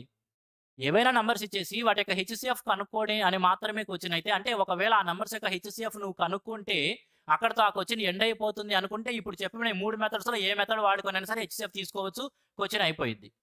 కానీ ఇవ్వబడిన నంబర్స్ యొక్క హెచ్‌సీఎఫ్ అనేది మనకి ఆ మొత్తం లెక్కలో ఒక పార్ట్ మాత్రమే. అంటే ఇక్కడ ఇవ్వబడిన నంబర్స్ యొక్క హెచ్‌సీఎఫ్ తెలిస్తే ఆళ్ళ యొక్క లెక్క యొక్క మొత్తం ఆన్సర్ తెలవటం లేదు. ఆన్సర్ తెలుసుకునే పద్ధతిలో ఎక్కడో ఒక చోట దీని యొక్క హెచ్‌సీఎఫ్ మనం వాడుకోబోతున్నాము అంటే ఆ క్వెషన్‌లో హెచ్‌సీఎఫ్ అనేది కేవలం ఒక పార్ట్ మాత్రమే అయితే అటువంటప్పుడు ఈ 3 మెథడ్స్‌లో ఏది వాడుకున్నా కూడా మరొక లెక్క చేసినట్టు ఉంటుంది. అంటే ఒక లెక్క సాల్వ్ చేస్తానికి మరొక లెక్క సాల్వ్ చేస్తున్నట్టు ఉంటుంది. అలా కాకుండా మరి ఇవ్వబడిన నంబర్స్‌ని చూడగానే మనం హెచ్‌సీఎఫ్‌ని ఎలా తీసుకోవచ్చు అంటే ఇప్పటివరకు చెప్పుకున్న కాన్సెప్ట్‌ని ఉపయోగించే తీసుకోవచ్చు. అదే కాన్సెప్ట్ చెప్పకుండా ఇప్పుడు చెప్పబోయే మెథడ్ నేను చెబితే మీకు అర్థం అవ్వదు. కాబట్టి ఇప్పుడు దాకా మనం కంప్లీట్ కాన్సెప్ట్ తెలుసుకున్నాము. డిఫరెంట్ మెథడ్స్‌లో దాన్ని అర్థం చేసుకున్నాము కాబట్టి ఇప్పుడు డైరెక్ట్‌గా ఎగ్జామ్ పాయింట్ ఆఫ్ వ్యూలో మనం ఎలా తీసుకోవచ్చు వాటి యొక్క హెచ్‌సీఎఫ్ అనేది చూద్దాం. ముందుగా 18, 24, 36 ఇచ్చాడు. ఫ్యాక్టర్స్ అంటే అన్నిటికి కామన్‌గా ఉండాలి. ఖచ్చితంగా అదేమైద్ది? చిన్న నంబరు లేదా దాని యొక్క ఫ్యాక్టర్స్ అవుతాయి కదా! హెచ్‌సీఎఫ్ అనేది ఎల్లప్పుడు కూడా ఇవ్వబడిన నంబర్స్‌లో ఇప్పటిదాకా మనం తెలుసుకున్నది ఇవ్వబడిన నంబర్స్‌లో స్మాలెస్ట్ అవ్వాలి. స్మాలెస్ట్ లేదా దాని యొక్క ఫ్యాక్టర్ కదా! ఆర్ ఫ్యాక్టర్ దాని యొక్క factor of that. Factor of the smallest. HCF అనేది ఇవ్వబడిన వాటిలో చిన్న నంబర్ అన్నా అయ్యిద్ది లేదా దాని యొక్క ఫ్యాక్టర్ అన్నా అయ్యిద్ది. ఇక్కడ ఇవ్వబడిన నంబర్స్ ఏవైతే ఉన్నాయో 18 అనేది మిగతా సంఖ్యలను డివైడ్ చేస్తుందా అంటే 36ని డివైడ్ చేస్తుంది కానీ 24ని అయితే డివైడ్ చేయటం లేదు. కాబట్టి మనం ఏం చెప్పొచ్చు ఈ 18 తీసుకుంటే అయితే 18 అన్నా అయ్యిద్ది లేదా దాని యొక్క ఫ్యాక్టర్స్ అన్నమాట. దాని యొక్క ఫ్యాక్టర్స్. ఈ 18 అనేది 36ని డివైడ్ చేస్తుంది. అదే విధంగా ఇక్కడ ఉన్న 24ని కూడా 18 డివైడ్ చేసి ఉన్నట్లయితే ఆ చిన్న సంఖ్య ఏదైతే ఉందో అది ఆ ఇవ్వబడిన అన్నిటి యొక్క హెచ్‌సీఎఫ్ అని ఉండేవాళ్ళం. కానీ ఆ చిన్నదనేది ఇవ్వబడిన అన్ని నంబర్స్‌ని డివైడ్ చేయటం లేదు కాబట్టి ఆ 18 ఏదైతే ఉందో అది ఏర్పడటానికి కారణాలు ఏవైతే ఉన్నాయో 2 9లు అవి రాస్తున్నా. 18ని ఎలా చూస్తున్నా నేను ఆ 18ని అది 2 9లతో ఏర్పడింది కాబట్టి 2 ఇంటూ 9 చూస్తున్నా. ఇప్పుడు ఈ ఈ ఈ 18 ఏర్పడటానికి ఏవైతే కారణాలు ఉన్నాయో అవి 2 అనేది అన్నిట్లోనూ ఉందిగా. 2 అనేది అన్నింటిలోనూ ఉంది. 18లో ఉంది, 24లో ఉంది, 36లో ఉంది కాబట్టి 2 రాసుకుంటున్నాను. అదేవిధంగా 9 అనేది అన్నింట్లో ఉందా అంటే లేదు. 9 అనేది 24లో లేదు. కానీ 9లో ఉన్న 3 ఏదైతే ఉందో 3 అన్నింటిలోనూ ఉంది. 9 లేదు కానీ 9లో ఉన్న 3 18లో ఉంది, 24లో ఉంది, అదేవిధంగా 36లో ఉంది కాబట్టి ఆ 2ని అన్నింటిలోనూ కామన్‌గా మరొక నంబర్ ఉంది. అదేంటిది 3. కాబట్టి 2ని 3తో మల్టిపుల్ చేసుకుంటే వచ్చే 6. ఆ 6 మనం ఇంతకు ముందు కూడా చేశాము. వాటి యొక్క హెచ్‌సీఎఫ్ ఏందండి? ఆ 6 కదా! కాబట్టి నెక్స్ట్ టైమ్ నుంచి ఎక్కడైనా సరే మనకి హెచ్‌సీఎఫ్ కనుక్కోవాల్సి ఉన్నట్లయితే ఇవ్వబడిన నంబర్స్ ఎలా చూసుకుంటే ఈ విధంగా చూస్తాము. చూడగానే కళ్ళతో చూడగానే హెచ్‌సీఎఫ్ ఎలా చెప్పాలంటే చిన్న నంబర్ తీసుకుంటాము. చిన్న నంబర్ మిగతా వాటిని భాగించనప్పుడు ఏం చేస్తూ ఉంటాము? అది ఏమిటితో ఏర్పడితే ఉందో వాటిలో కామన్‌గా ఉన్నయి ఏమిటి? 18లో 2 మరియు 9 ఉన్నాయి. 2 అనేది అన్నింటిలో కామన్‌గా ఉంది. 2 తీసుకున్నాను. 9 అన్నింటిలో లేదు. కేవలం 3 వరకే ఉంది. కాబట్టి ఆ 3ని తీసుకున్నాను. 2 3 6. ఓకే. మరొక ఎగ్జాంపుల్ చూపిస్తాను చూడండి హెచ్‌సీఎఫ్ ఫాస్ట్‌గా చెప్పడానికి మీకు. 9, 15 ఇంకేం తీసుకుందాం? సంథింగ్ ఏదో 24 తీసుకుందాం. 9, 15, 24 తీసుకుందాం. ఇప్పుడు వాటికి హెచ్‌సీఎఫ్ చెప్పమంటే ఏం చెప్తారు? చిన్న నంబర్ తీసుకున్నారు. ముందు చిన్న నంబర్ మీద దృష్టి పెడతారు. 9 మిగతా రెండింటిని భాగించడం లేదు. కాబట్టి 9 ఏర్పడటానికి కారణమైన 3 అన్నింటిలోనూ ఉంది. 3 అన్నింటిలోనూ ఉంది. కాబట్టి ఏం చెబుతాం? ఆ 3 వాటికి కావాల్సిన హెచ్‌సీఎఫ్. ఇప్పుడు ఏదైతే చెప్పుకున్నామో కళ్ళతో చూసి ఎలా చెప్పాలనేది అదే విధంగా చూసాం. ఒకవేళ మీరు బేసిక్ మెథడ్స్ ద్వారా చేసినా కూడా అదే అయ్యుండేది. బేసిక్ మెథడ్స్ ద్వారా చేసినా అదే అయ్యుండేది. ఏదైతే కామన్‌గా మనం రాయగలుగుతున్నామో ఆ విధంగా. లేదు. నేను చూడగానే మరి కామన్‌గా రాయలేకపోతున్నానన్నా 9, 15, 24 ఉంది. అప్పుడు చూడగానే కామన్‌గా రాయలేకపోతున్నా అంటే ఎలా చూస్తావు? 9నేమో 3 3లుగా చూడు. 15ని 3 5లుగా చూడు. 24ని 3 8లుగా చూడు.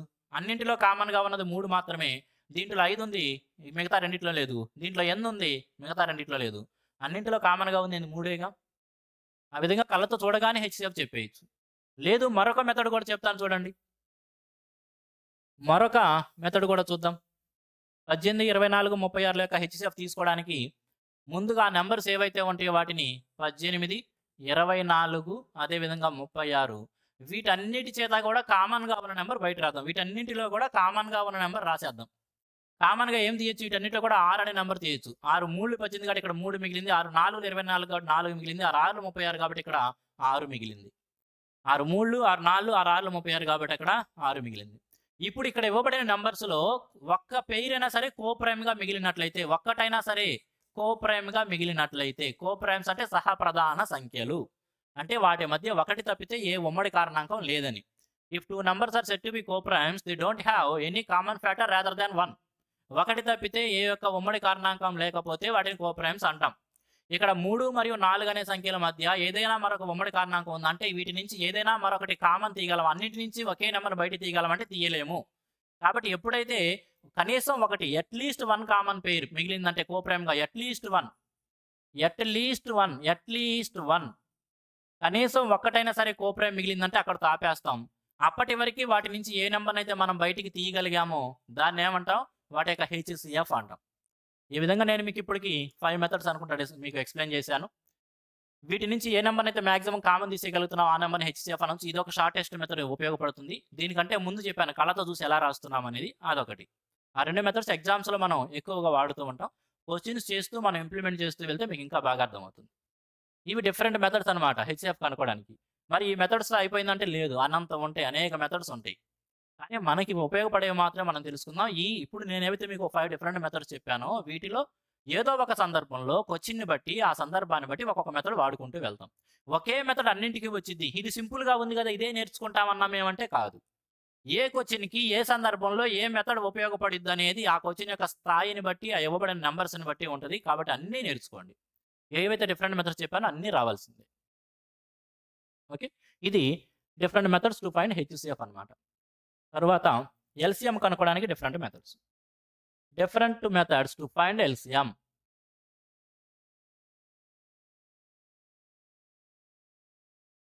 డిఫరెంట్ మెథడ్స్ టు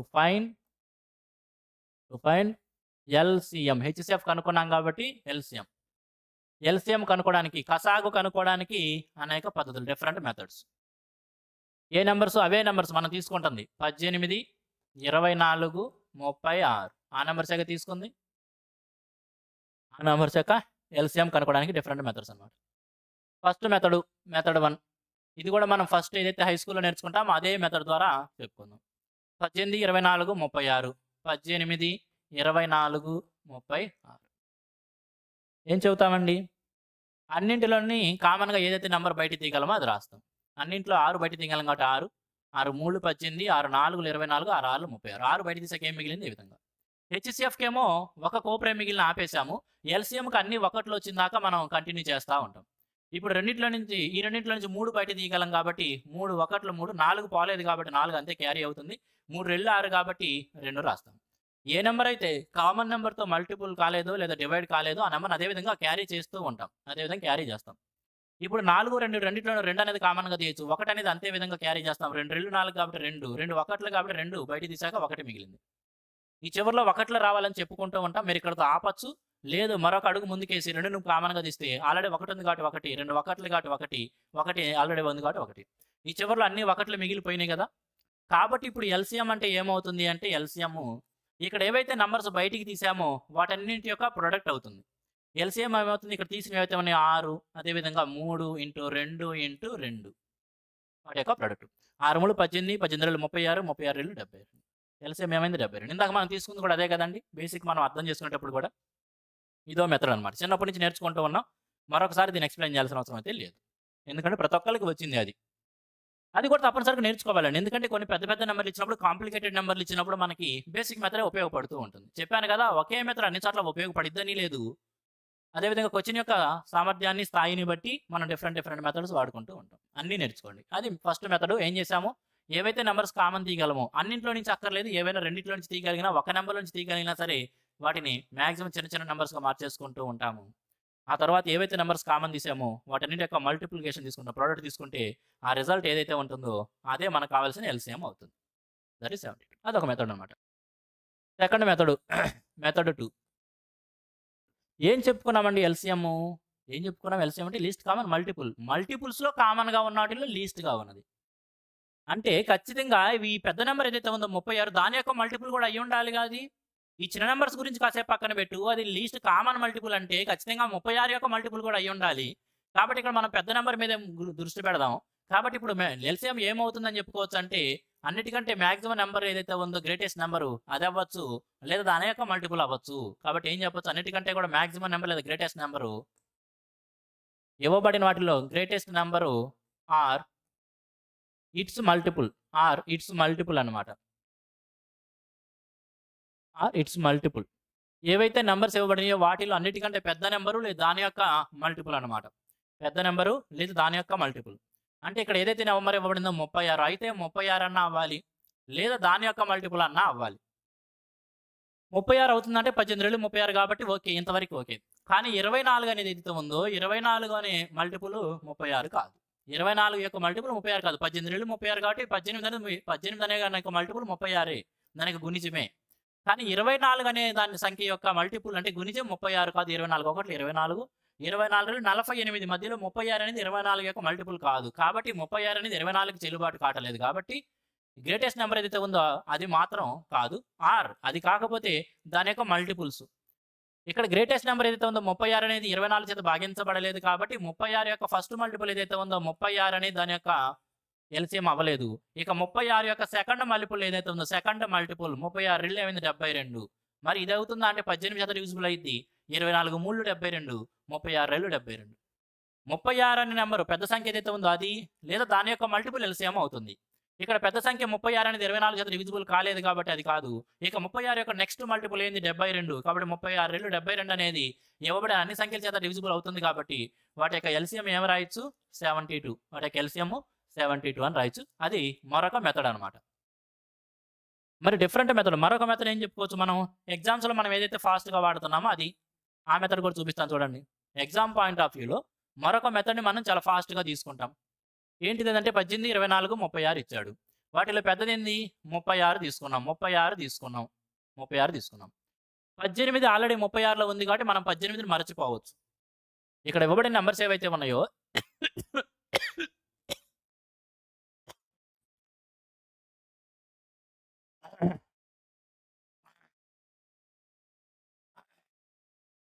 సారీ అండి, దగ్గొస్తుంది.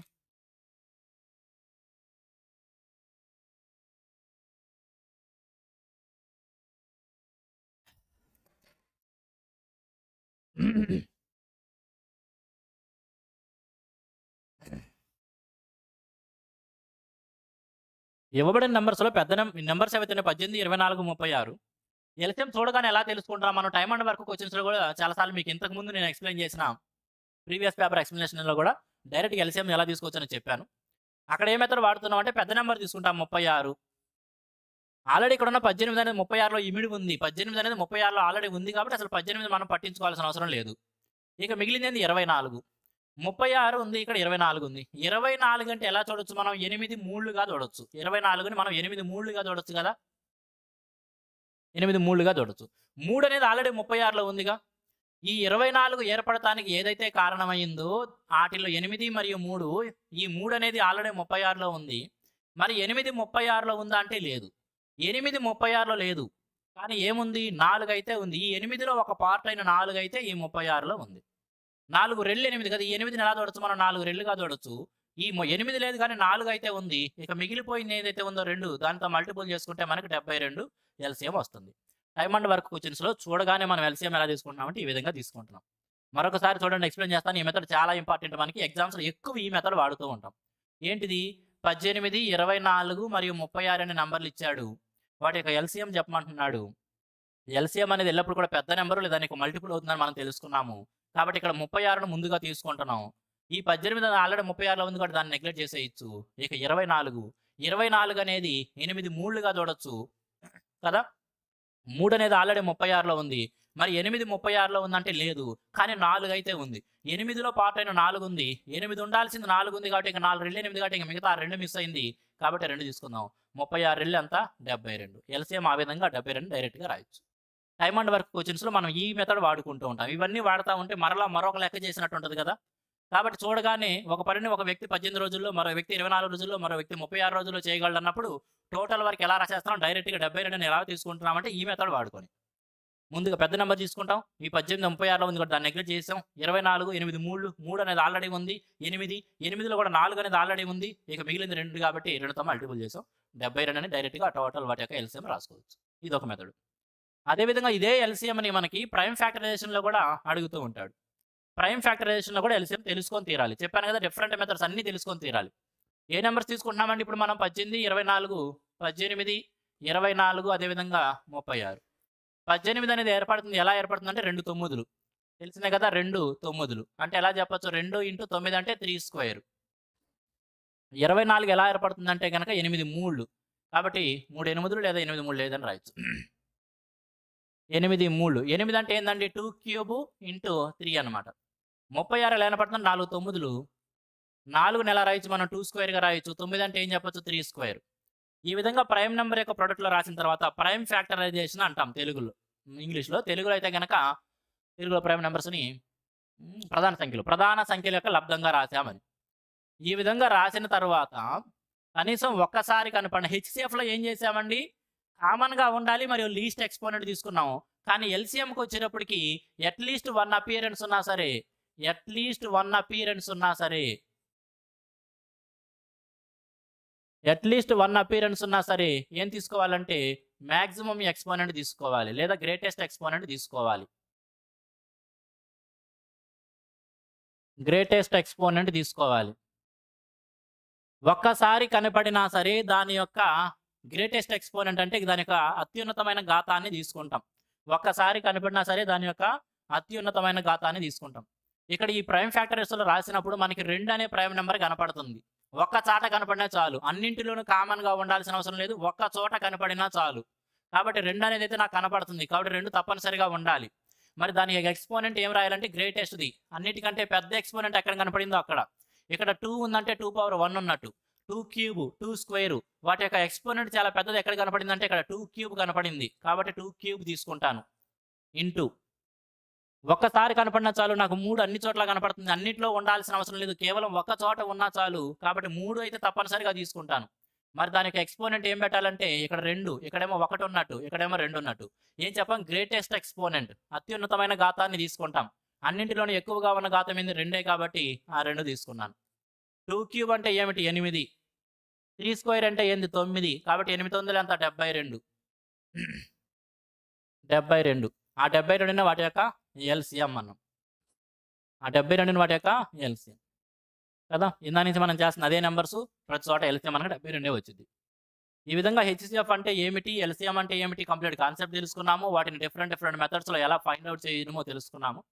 ఇక నుంచి మనం క్వశ్చన్ స్టార్ట్ చేసుకుంటూ వెళ్దాం. మరి ఇక్కడతో హెచ్సిఎఫ్ అండ్ ఎల్సిఎం యొక్క కంప్లీట్ కాన్సెప్ట్ కంప్లీట్ అయిందా అని అంటే అవ్వలేదు. కంప్లీట్ కాన్సెప్ట్ అవ్వలేదండి. కానీ ఇది మనకు తెలవాల్సిన primary basic concept. Different questions చేసుకుంటూ వెళ్తూ ఆ క్వశ్చన్స్కి ఏదైతే మరొకంత కాన్సెప్ట్ అర్థమైందో అది అక్కడ ఎక్స్ప్లెయిన్ చేస్తూ ఉంటాను మీకు. ఎందుకంటే ఇక్కడ ఎక్స్ప్లెయిన్ చేస్తే ఈ మొత్తం కాన్సెప్ట్ స్టూడెంట్స్కి అర్థం కాదు. నేను చాలా బ్యాచెస్కి చాలాసార్లు చాప్టర్స్ చెబుతూ ఉంటాను. కాబట్టి ఏ స్టూడెంట్స్ ఎంతవరకు అర్థం చేసుకోగలనేది నాకు తెలుసు. ఇంతవరకు అయితే బేసిక్గా ఖచ్చితంగా రావాల్సిన కాన్సెప్ట్. ఇంకా చాలా కాన్సెప్ట్స్ మనం తెలుసుకోవాలి. క్వశ్చన్స్ తెలుసుకుంటూ ఆ సందర్భానికి అవసరమైన తెలుసుకుంటే స్టూడెంట్కి ఎక్కువ కాలం గుర్తుంటుంది. మనకు అవసరం లేకుండా ఒకేసారి తెలుసుకునే దానికంటే మనకి ఏదైతే ఎప్పుడు అవసరమైందో అప్పుడు తెలుసుకుంటే స్టూడెంట్కి ఎక్కువ కాలం గుర్తుంటుంది. కాబట్టి క్వశ్చన్స్ చేస్తూ ఏ క్వశ్చన్కి మరికొంత కాన్సెప్ట్ అర్థమయ్యే అవసరం అవుతుందో అక్కడ ఆ కాన్సెప్ట్ ఎక్స్ప్లెయిన్ చేస్తూ వెళ్తాను. కాబట్టి ఇప్పటివరకు మనం ఏదైతే చెప్పుకున్నామో ఈ కాన్సెప్ట్ అంతా ఒకసారి రివైజ్ చేయండి. వీడియోని ఇప్పటి వరకు చెప్పింది మాత్రం 1కి 2 లేదా 3 సార్లు మరలా చూడండి.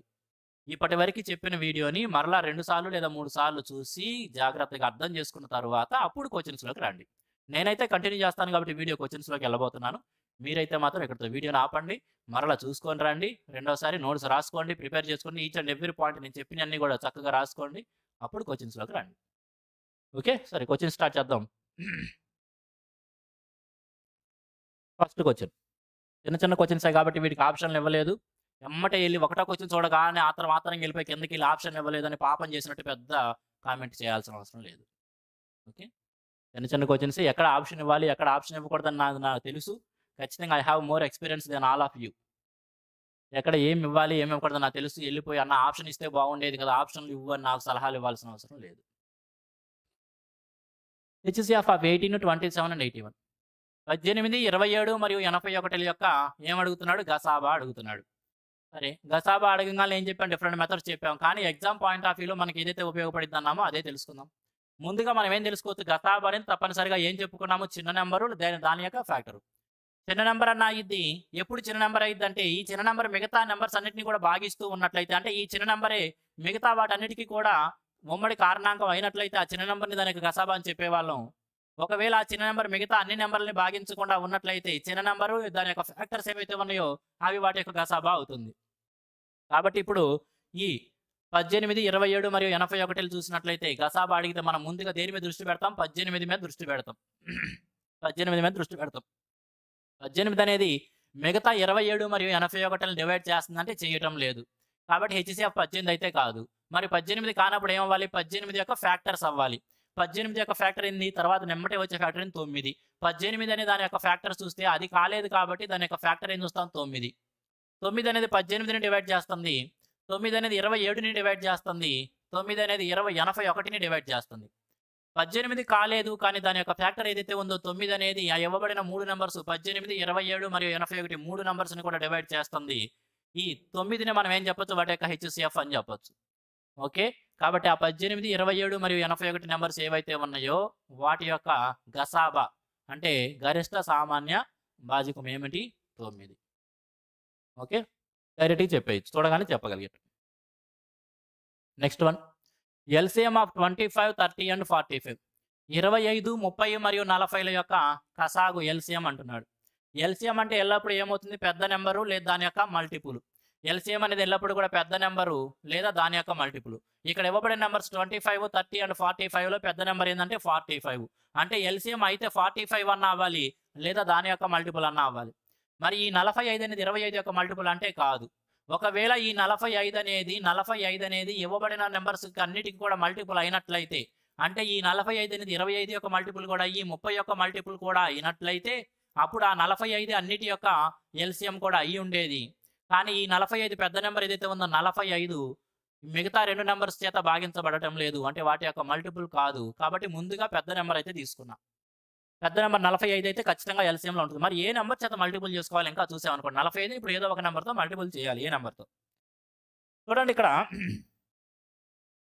25 ఉంది. 25 అంటే 5 5లు. 5 అయితే దీంట్లో ఉంది. మరొక 5 అయితే లేదుగా. అర్థమవుతుందా? 25 అనేది 5 5లండి. 5 అయితే 25లో 5 5లో 2 5లో ఒక 5 ఇక్కడుంది. మరొక 5 ఉందా అంటే లేదు. కాబట్టి 5 మిస్ అయింది కాబట్టి 5తో మల్టిపుల్ చెయ్యి. తర్వాత 30 దగ్గరికెళ్ళావు. 30 అంటే 5 6లు కదా! 30ని ఎలా చూడొచ్చు మనం? 5 6లుగా చూడొచ్చు. 30ని 5 6లుగా చూడొచ్చు. 5 అనేది ఆల్రెడీ దీంట్లో ఉంది. 6 ఉందా అంటే 6 లేదు గానీ 3 ఉంది. ఇక్కడ 6 ఏదైతే ఉందో 6 డైరెక్ట్‌గా లేదు కానీ 6 లేదు గానీ 3 ఉంది. ఎందుకంటే 45లో 15 మూళ్ళు కదా! అంటే 3 ఉన్నట్టేగా. ఇక మిస్ అయిందేంది? 6లో 3 ఉంది కానీ 2 మిస్ అయింది కాబట్టి 2తో మల్టిపుల్ చేస్తాము. కాబట్టి ఆ 45ని మనం 5 రెళ్ళు 10తో మల్టిపుల్ చేసుకుంటే వచ్చే 450 మనకు కావాల్సిన ఎల్‌సీఎం. అక్కడ ఏవైతే నంబర్స్ ఇచ్చాడో వాటి యొక్క ఎల్‌సీఎం అన్నమాట. ఓకే. సింపుల్‌గా చూసాం కదా! మనం డిఫరెంట్ మెథడ్స్ నేర్చుకున్నాము. కానీ ఇవ్వబడిన నంబర్స్‌ని బట్టి మనం అప్రోచ్ మార్చుకుంటూ ఉండాలి. మనకి జనరల్‌గా ఒకవేళ ఇదే టైమ్ అండ్ వర్క్ లెక్కిస్తాడు. ఒక వ్యక్తి ఒక పనిని 25 రోజుల్లో, మరొక వ్యక్తి అదే పనిని 30 రోజుల్లో, మరొక వ్యక్తి అదే పనిని 45 రోజుల్లో పూర్తి చేయగలడు. వీళ్ళు ముగ్గురు కలిసి అదే పనిని ఎంత కాలంలో పూర్తి చేయగలరు? సంథింగ్ ఏదైనా సరే తర్వాత ఇవ్వనివ్వండి. ముందు వాళ్ళ యొక్క టైం ఏదైతే తీసుకుంటున్నారో ఆ పనిని పూర్తి చేస్తానికి వారికి పట్టే టైమ్స్ కాలాలు మనకి ఇచ్చినప్పుడు 25 రోజులు, 30 రోజులు మరియు 45 రోజులుగా టోటల్ వర్క్ ఎలా రాసేస్తాం వాటి యొక్క ఎల్‌సీఎం. చూడగానే రాయాలంటే ఈ పద్ధతి వాడుకోవాలి మనం. పెద్ద నంబరు లేదా దాని యొక్క మల్టిపుల్. పెద్ద నంబర్ ఏంది 45 దాని యొక్క మల్టిపుల్స్. మరి వీటిలో ఏం మిస్ అయినాయి అంటే 25 అంటే 5 5లు. ఇక్కడ 5 ఉంది కానీ మరొక 5 లేదు కాబట్టి 5 తీసుకున్నాం. 30 అంటే 5 6లు. 5 ఉంది కానీ 6 లేదు. కానీ 6లో ఉన్న 3 ఇక్కడ ఉంది. కాబట్టి ఇంకా 2 మిస్ అయింది. 2తో మల్టిపుల్ చేసాం. 45 ఇంటూ 5 రెళ్ళు 10 కాబట్టి ఏం చెప్పొచ్చు? 450. 450 is the LCM of the given numbers. Okay. ఫాస్ట్‌గా ఈ విధంగా ఎల్‌సీఎం తీసుకోవచ్చు. Next one. The LCM of 26, 56, 104 and 182. 26, 56, 104 మరియు 182ల యొక్క కసాగు ఎంత అంటున్నాడు. ఏం చెప్పుకున్నాం? ఎల్‌సీఎం ఈజ్ ఆల్వేస్ ఏం చెప్పుకోవచ్చు? పెద్ద నెంబరు లేదా దాని యొక్క మల్టిపుల్. కాబట్టి ఇక్కడ పెద్ద నెంబర్ ఏదైతే ఉందో 182 ముందు తీసేసుకుంటున్నాను. 182 తీసేసుకుంటున్నాను. ఒకవేళ మీకు 182 పెద్ద సంఖ్య ఇబ్బందిగా ఉంది అనుకుంటే అది 13 యొక్క మల్టిపుల్‌గా దాన్ని ఒకసారి ఈ పెద్ద నెంబర్ ఏదైతే ఉందో 182 దాన్ని స్ప్లిట్ చేసుకోండి. 182ని ఎలా రాసుకోవచ్చు? 13తో మల్టిపుల్ చేసుకుంటే 13 1 13 52 13 4. ఓకే. 13 14 అన్నమాట. 182 అంటే కదా! 13 యొక్క మల్టిపులే 13 1 13 తీసుకున్నాను. 52 ఉంది కాబట్టి 13 4. 182 13 14గా చూడొచ్చు. పెద్ద సంఖ్య లేదా దాని యొక్క మల్టిపుల్. ఒకవేళ మీకు ఇవ్వబడిన నంబర్ 182 ఇబ్బందిగా ఉందంటే ఈ విధంగా స్ప్లిట్ చేసుకొని చూడండి. ఇప్పుడు చూసినట్లయితే ఈ 182 26 అనే నంబర్ యొక్క మల్టిపులా అంటే 26 అంటే 13 రెళ్ళు. 26 అంటే 13 రెళ్ళు. 13 ఉంది, 2 ఉంది. ఎందుకంటే 14 ఉందంటే దాంట్లో 2 ఉన్నట్టే. కాబట్టి 26 అనేది అక్కర్లేదు మనకి. ఎందుకంటే 26 అనేది ఆల్రెడీ 182లో ఇమిడి ఉండిపోయింది కాబట్టి అంటే 26 ఏళ్ళు అయ్యిద్ది 182 కదా! కాబట్టి ఒకవేళ మీకు 26 ఏళ్ళేందని తెలవకపోయినా కూడా చూడొచ్చు. ఎలాంటి 26 అంటే 13 రెళ్ళు. 13 ఉంది. 2 కోసం 14లో 2 ఉన్నట్టే కదా! కాబట్టి 26 మనకు అక్కర్లేదు. 56 ఎలా వచ్చింది 56? 14 4లు. 14 అయితే ఉంది. మరి 4 లేదుగా. 56 అంటే 14 14 అయితే ఉంది కానీ 4 లేదు కాబట్టి 4 కూడా ఉండి తీరాలి కాబట్టి 4 తీసుకున్నాను. 56ని కూడా తీసేసాను. 108 13 ఎనిమిదులు. 104 ఇచ్చాడు 13 ఎనిమిదులు. 13 ఆల్రెడీ ఉంది. 8 ఉందా అంటే ఇక్కడ 4 ఉంది. దీంట్లో 2 ఉంది. 8 ఉన్నట్టే. 13 ఉంది. 8 కనపడతం లేదు కన్నా అనొద్దు. ఇక్కడ 4 ఉంది. ఇక్కడ 2 ఉన్నట్టే కదా! 14లో 2 ఉన్నట్లే కాబట్టి 8 ఉన్నట్లే అంటే 104 కూడా మనకు అనవసరం. ఓకే. తర్వాత 182 అదేగా మనం తీసుకుంది. కాబట్టి ఇక అయిపోయింది మనకి ఎల్‌సీఎం వచ్చేసింది కదా! ఏం చెప్పొచ్చు? 13 × 14 = 56.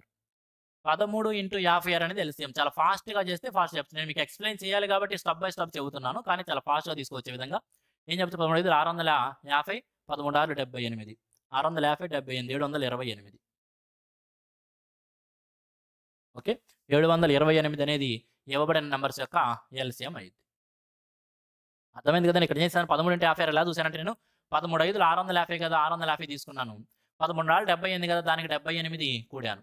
650కి 78 కూడుకుంటే 728 అయ్యిద్ది. ఇది కూడా రాయకూడదు మనం. రాస్తా కూర్చుంటే ఏం లేదు. నోటితోనే కాలిక్యులేషన్ చేసుకోగలగాలి. 728 అని ఇవ్వబడిన నంబర్స్ యొక్క ఎల్‌సీఎం. ఫాస్ట్‌గా చేయొచ్చు. Next one. 2 numbers are in the ratio 5:7. Their HCF is 4. Then find the numbers. 2 సంఖ్యలు 5:7 నిష్పత్తిలో ఉన్నాయి. మరియు వాటి యొక్క హెచ్‌సీఎఫ్ 4. అటువంటప్పుడు ఆ నంబర్స్ ఏమిటి అంటున్నాడు. ఫ్రెండ్స్ ఇక్కడ చూడండి ఇవ్వబడిన నంబర్స్ ఏవైతే ఉన్నాయో 5:7 ఇవేంటి? కోప్రైమ్స్ అండి. 5 మరియు 7 అనేవి కోప్రైమ్స్‌గా ఉన్నాయి. కోప్రైమ్స్గా ఉండి వాటి యొక్క హెచ్సిఎఫ్ తెలిసినప్పుడు ఆ నెంబర్స్ తెలుసుకోవడం ఎలా? ఇక్కడ కాన్సెప్ట్ చూద్దాం.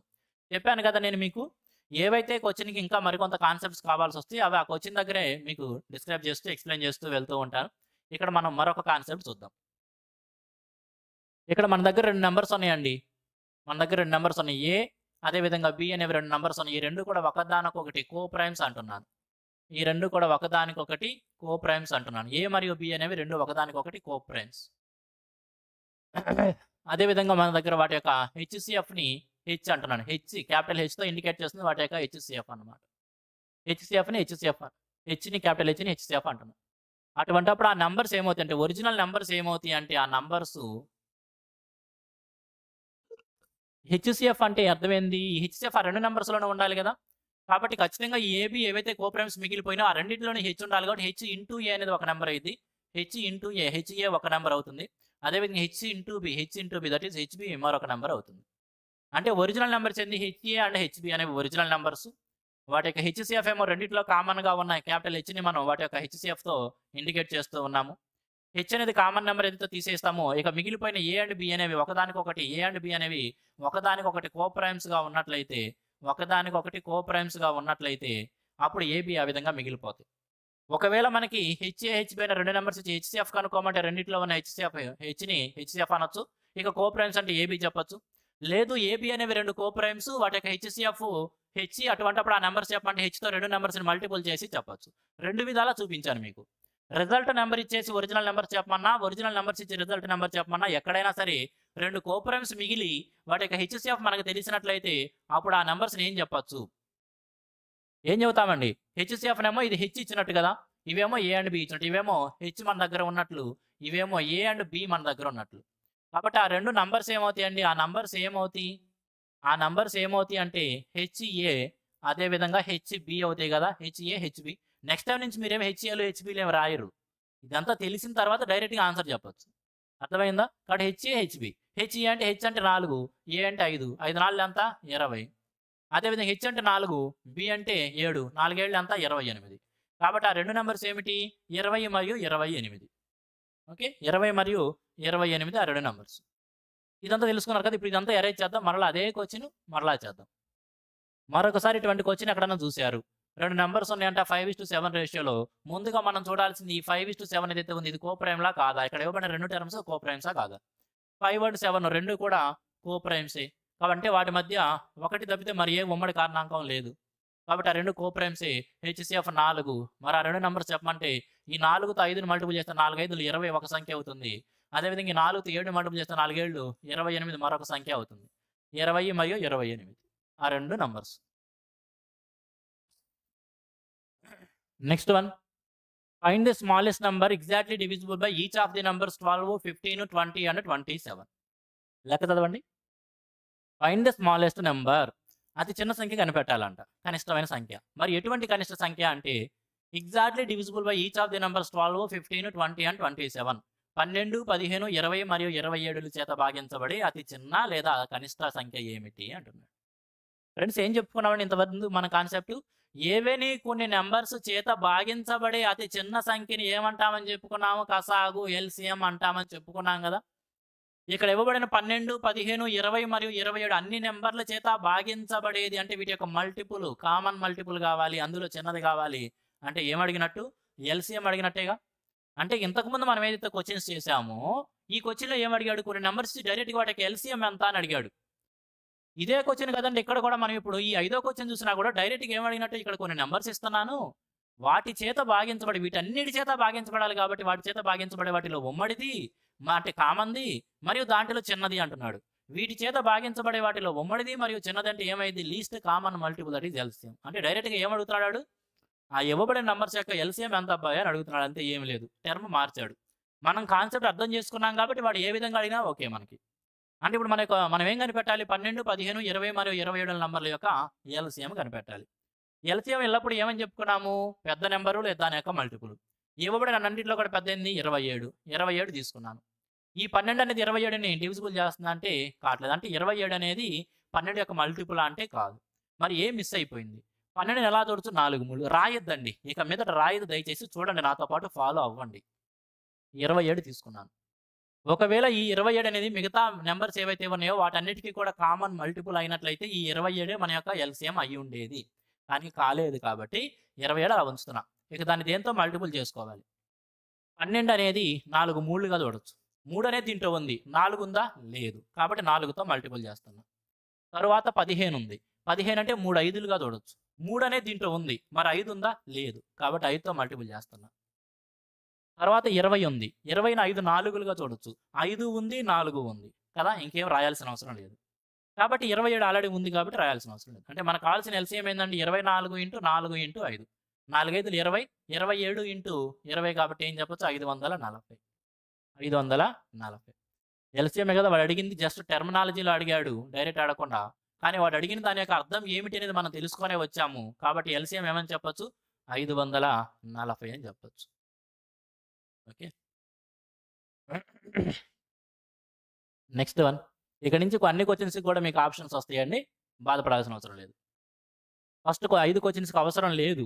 ఇవ్వకూడదనే ఇవ్వలేదు నేను. ఎందుకంటే డైరెక్ట్‌గా రాయాలి. అక్కడ ఇస్తే ఏం చేస్తారంటే మీరు ఏదో ఒకటి వాడుకొని ఆప్షన్‌లు గుర్తించే పద్ధతిలో వెళ్తారు గానీ సరైన కాన్సెప్ట్‌ని అర్థం చేసుకోరు. స్టూడెంట్స్ అనేవాళ్ళు ఆప్షన్ ఇవ్వంగాల్నే ఎవడో ఏదో చెప్పాడని చెప్పి ఆప్షన్‌లే వెతకండి, క్వెషన్ చూడమాకండి. కొంతమంది చెబుతున్నారు. క్వెషనే వద్దు మనకి ఆప్షన్ చాలని. ఆ విధంగా అలవాటు పడతారు. కాన్సెప్ట్ నేర్చుకోరని చెప్పి మొదట 5 క్వెషన్స్‌కి నేను మీకు ఆప్షన్స్ ఇవ్వలేదు. ఇక నుంచి ఎగ్జామ్ ప్యాటర్న్‌లోనే ఆప్షన్‌లు ఉంటాయి. Product of 2 coprimes is 117 then their LCM. Okay. ఇక్కడ మరో కాన్సెప్ట్ చెబుతాను మీకు చూడండి. చెప్పాను కదా! ప్రతి క్వెషన్‌కి ఏదైతే కాన్సెప్ట్ అవసరమైతే అది అక్కడ ఎక్స్‌ప్లెయిన్ చేస్తూ వెళ్తాను. కోప్రైమ్స్ వచ్చినాయి వాటి యొక్క ఎల్‌సీఎం ఎలా తీసుకోవాలి మరి? చూడండి ఏవైనా నంబర్స్ మన దగ్గర కోప్రైమ్స్ ఉన్నట్లయితే గనక let A and B are coprimes AB అనేవి 2 కోప్రైమ్స్ అనుకుందాం. ఇక్కడ ఏని మనం కాసేపు 5 అనుకుందాం. బిని వచ్చేటప్పటికి 7 అనుకుందాం. 5 మరియు 7 అనుకుందాం. ఆ 2 కోప్రైమ్సే కదా! మరి ఎల్‌సీఎం ఎలా తీసుకుంటామండి? ఇవ్వబడిన 2 నంబర్స్ యొక్క ఎల్‌సీఎం ఎలా తీసుకుంటామంటే వాటి యొక్క మల్టిపుల్స్ రాసుకుంటూ వెళ్తాం. కదా! మళ్ళీ ఒకసారి బేసిక్‌లోకి వెళ్దాం. వాటి యొక్క మల్టిపుల్స్ రాసుకున్నట్లయితే 5 యొక్క మల్టిపుల్స్ ఎలా రాయొచ్చు? 5 1 5, 5 2 10, 5 3 15, 5 4 20, 5 5 25, 5 6 30, 5 7 35 ఆ విధంగా రాసుకుంటూ వెళ్తాం కదా! సరే 7 యొక్క మల్టిపుల్స్ రాసుకుంటే 7 1 7, 7 2 14, 7 3 21, 7 4 28, 7 5 35 ఆ విధంగా రాసుకుంటూ వెళ్తాం కదా! ఈ విధంగా రాసిన తర్వాత వాటి యొక్క కామన్ మల్టిపుల్స్ కావాలి మనకి. రెండింటిలోనూ కామన్‌గా ఉన్నది మరియు లీస్ట్ ఏందండి? మొట్టమొదటి 35 ఇంకా అంతకంటే చిన్నవి ఏమైనా చూపించండి నాకు మీరు. ఇక్కడ 7 ఉంది అక్కడ లేదు. ఇక్కడ 14 ఉంది అక్కడ లేదు. ఇక్కడ 21 ఉంది అక్కడ లేదు. ఇక్కడ 28 ఉంది అక్కడ లేదు. రెండింటిలోనూ కామన్‌గా ఉన్నది మరియు అన్నిటికంటే చిన్నది 35. అసలు ఆ 35 ఎలా వస్తుందంటే ఇక్కడ ఇవ్వబడిన 2 నంబర్స్ ఏవైతే ఉన్నాయో 5 ఇంటూ 7 35. ఆ ఉన్న కామన్ మల్టిపుల్స్‌లో కామన్‌లో మళ్ళీ చిన్నదేంది 35. కాబట్టి ఆ 35 ఎలా వస్తుందంటే ఇవ్వబడిన 2 నంబర్స్ కూడా మల్టిపుల్ చేసుకుంటే వస్తుంది. అంటే ఏవైతే కోప్రైమ్స్ ఉంటాయో వాటి యొక్క అర్థం ఏమిటి? అసలు కోప్రైమ్స్ అంటేనే అర్థం ఏందంటే వాటి మధ్య కేవలం only one is the common factor. వాటి మధ్యలో ఒకటి తప్పితే మరి ఏ ఉమ్మడి కారణాంకం లేదు. కదా! అంటే ఇక ఏవి ఉమ్మడి లేనప్పుడు ఇంకేమివ్వాలి? అది ఇది మల్టిపుల్ చేసుకుంటేనే కావాల్సింది. కోప్రైమ్స్ అంటే వాటికి హెచ్‌సీఎఫ్ ఒకటని అంటే ఒకటి తప్పితే ఏ ఉమ్మడి కారణాంకాలు లేనప్పుడు, ఒకటే తప్పితే లేనప్పుడు ఆ రెండిటిని మల్టిపుల్ చేసుకుంటేనే కదా కావాల్సిన 35 వస్తుంది. లేదు ఈ డెఫినిషన్ మాకు తెలవదు. అయినా సరే ఈ విధంగానని మనం అబ్జర్వ్ చేసుకోవచ్చు. ఏవైనా 2 కోప్రైమ్స్ తీసుకున్నాము. మరి వాటి యొక్క ఎల్‌సీఎం ఎలా వస్తుందంటే 5, 7 మల్టిపుల్ చేసుకుంటేనే వచ్చేస్తుంది. అంటే ఏం చెప్పొచ్చు మనం? Let A and B are 2 coprimes then their LCM is nothing but the product of the given numbers. Let A and B are coprimes. ఏ మరియు బి అనేవి సహప్రధాన సంఖ్యలు అనుకున్నట్లయితే దేర్ ఎల్‌సీఎం వాటి యొక్క ఎల్‌సీఎం ఏమవుతుందండి? ఆ 2 నంబర్స్‌ని మల్టిపుల్ చేసుకుంటేనే అవుతుంది. నెక్స్ట్ టైమ్ ఎక్కడైనా సరే కోప్రైమ్స్ అని వచ్చి వాటి యొక్క కసాగు కావాల్సిన రమ్మటే ఆ 2 మల్టిపుల్ చేసుకొని ఎల్‌సీఎం తీసుకోవాలని మీరు చెప్పాలి. లేకపోతే నేను అక్కడ మరలా ఎక్స్‌ప్లెయిన్ చేయను. ఖచ్చితంగా మీరు చెప్పాలి. వన్స్ నేను ఎక్స్‌ప్లెయిన్ చేసింది రెండోసారి చెప్పను. రెండోసారి మీరే చెప్పాలి నాకు. అందుకే చెప్పేది కాన్సెప్ట్ మీకు అర్థం కాకపోతే 1, 10 సార్లు రివైజ్ చేసి చూడండి. ఎక్కడైనా సరే కోప్రైమ్స్ అనేవి కనపడగానే ఇంక వాటి యొక్క ఎల్‌సీఎం ఏం చెప్పుకోవచ్చు? ఆ రెండిటిని మల్టిపుల్ చేసుకుంటే వస్తుంది. వాడేమంటున్నాడు? The product of 2 coprimes is 117. 2 coprimes ఉన్నాయంట. 2 సహప్రధాన సంఖ్యల యొక్క లబ్దం 117. మరి వాటి యొక్క ఎల్‌సీఎం ఏమిటి అంటున్నాడు? మనం ఏం చెప్పుకున్నామండి? ఒకవేళ 2 కోప్రైమ్స్ ఉన్నట్లయితే కొన్ని కోప్రైమ్స్ ఉన్నట్లయితే కోప్రైమ్స్ వాటి యొక్క ఎల్‌సీఎం ఏమవుతుంది? ఎల్‌సీఎం వాటి యొక్క ప్రొడక్ట్ ఒకటే అవుతుందని చెప్పుకున్నాం గదా! వాటి యొక్క లబ్దము తెలుగులో కసాగు ఏమవుతుంది? వాటి యొక్క లబ్దం అవుతుంది. వాటి యొక్క లబ్దం. వాటి యొక్క లబ్దమే వాటి యొక్క కసాగు కూడా అవుతుంది. నెక్స్ట్ టైమ్ ఎక్కడైనా సరే కోప్రైమ్స్ అనగానే ఇంకా వాటి యొక్క ఎల్సిఎం కావాలంటే జస్ట్ ఆ రెండింటిని మల్టిపుల్ చేసుకుంటాం. వాడేమి ఇస్తున్నాడంటే వారెన్నిటి యొక్క లబ్ధం 117 అంటున్నాడు. ప్రొడక్ట్ 117 అటువంటప్పుడు ఎల్సిఎం ఏమిటి అంటే ఎల్సిఎం కూడా 117 వాడిచ్చింది. ఎందుకంటే ప్రొడక్టే ఎల్సిఎం కూడా ఇది కాబట్టి ఆన్సర్ ఏం చెప్పొచ్చు? ఆప్షన్ 117. ఆరో దానికి ఏం చెప్పొచ్చండి? Option B. Next question. A milkman has 75 liters milk in one can and 45 liters in another. The maximum capacity of container which can measure milk of either container exact number of times is. మంచి question. ఇక్కడ నుంచి మనకి exam point of వ్యూలో ఇప్పుడు వరకు మనం నేర్చుకున్న కాన్సెప్ట్ని ఎలా అడుగుతూ ఉంటాడని చూద్దాం. క్వశ్చన్ ఏమంటున్నారు చూడండి. ఆ milk man has 75 litres milk in one can and 45 litres in another. ఒక పాల వ్యాపారి దగ్గర అంట 75 లీటర్ల పాలు ఒక క్యాన్లో మరియు 45 లీటర్ల పాలు మరొక క్యాన్లో ఉన్నాయి.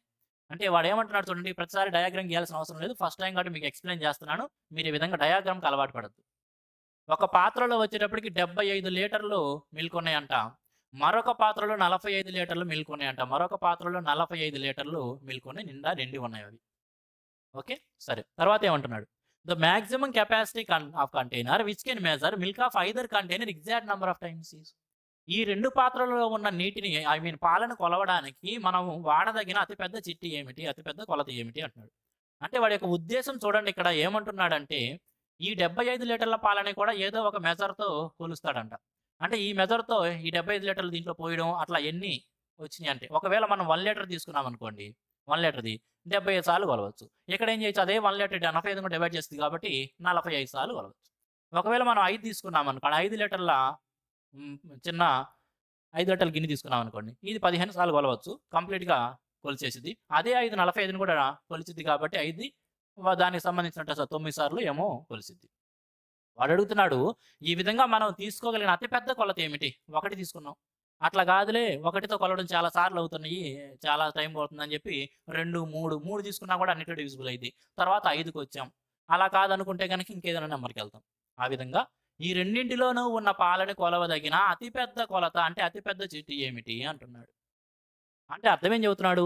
ఈ 75ని మరియు 45ని రెండింటినీ కూడా భాగించే అతిపెద్ద సంఖ్య ఏమిటి అని అడుగుతున్నట్టే కదా. ఇప్పుడు ఈ 1, 5 ఇవన్నీ కూడా ఏంది? 75 యొక్క ఫ్యాక్టర్స్. 1, 5 అనేవి 45 యొక్క ఫ్యాక్టర్స్. అంటే ఇక్కడ ఉన్న 75 లీటర్ల పాలను ఇక్కడ ఉన్న 45 లీటర్ల పాలను సమానంగా కొలుచుకుంటూ వెళ్ళాలి ఒక పాత్రలో. మరియు అది అతిపెద్ద కొలత అవ్వాలి అంటే ఈ రెండు నెంబర్స్ని కూడా ఇక్కడ ఉన్న 75ని ఇక్కడ ఉన్న 45 రెండింటిని కూడా భాగించే అతిపెద్ద సంఖ్య అడుగుతున్నట్లే కదా. కాన్సెప్ట్ అర్థమైంది కదా. అంటే ఏవైనా 2 నెంబర్స్ ఇచ్చి ఆ రెండింటిని కూడా భాగించే అతిపెద్ద సంఖ్య ఏమవుతుంది? ఆ రెండింటిని భాగించేది అంటే వాటిలో కారణాంకాలు. వాటిలో అతిపెద్దది అంటే ఏంది? ఉమ్మడి కారణాంకాలు. అతిపెద్దది ఏమంటాం? గరిష్ట సామాన్య భాజకం అంటాం. అంటే ఏమంటాం? Highest common factor. That is nothing but the HCF. అంటే వాడు ఏమడుగుతున్నాడు డైరెక్ట్గా? ఆ 75కి 45కి హెచ్సిఎఫ్ ఎంత చెప్పు నువ్వు అంటున్నాడు కదా. ఆ రెండు సంఖ్యలను భాగించి హెచ్సిఎఫ్ ఎంత. ఇక వాడు పాలు అనొచ్చు, నీళ్ళు అనొచ్చు, యాసిడ్ అనొచ్చు, ఏవైనా వాడి ఇష్టం వచ్చింది వాడుకోమ. ధాన్యం అనొచ్చు, ఏవైనా సరే. ఇక టెర్మినాలజీ ఎక్కడ ఏమొచ్చినా సరే మీరు అర్థం చేసుకోవాలి. అక్కడ మ్యాక్సిమం కొలత అడుగుతున్నాడంటే ఆ ఇవ్వబడిన నెంబర్స్ యొక్క హెచ్సిఎఫ్ మీద మాత్రమే మీ యొక్క దృష్టి ఉండాలి. 75, 45.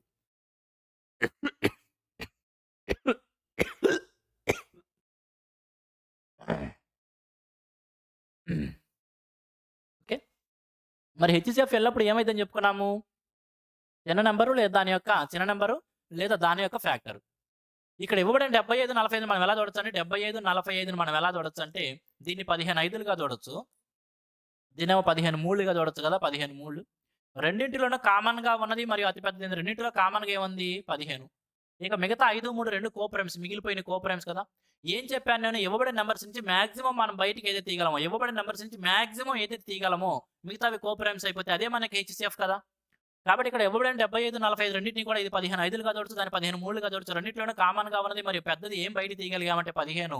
ఆ 15 మనకు కావాల్సిన హెచ్సిఎఫ్ అయింది. That is option C. లేదు ఏమవ్వాలి? హెచ్సిఎఫ్ తప్పనిసరిగా చిన్న నెంబరు లేదా దాని యొక్క ఫ్యాక్టర్ అవ్వాలి. కాబట్టి చిన్న నెంబర్ 45 తీసుకున్నావు. 45 75 డివైడ్ చేయదు కాబట్టి 45 కాదు.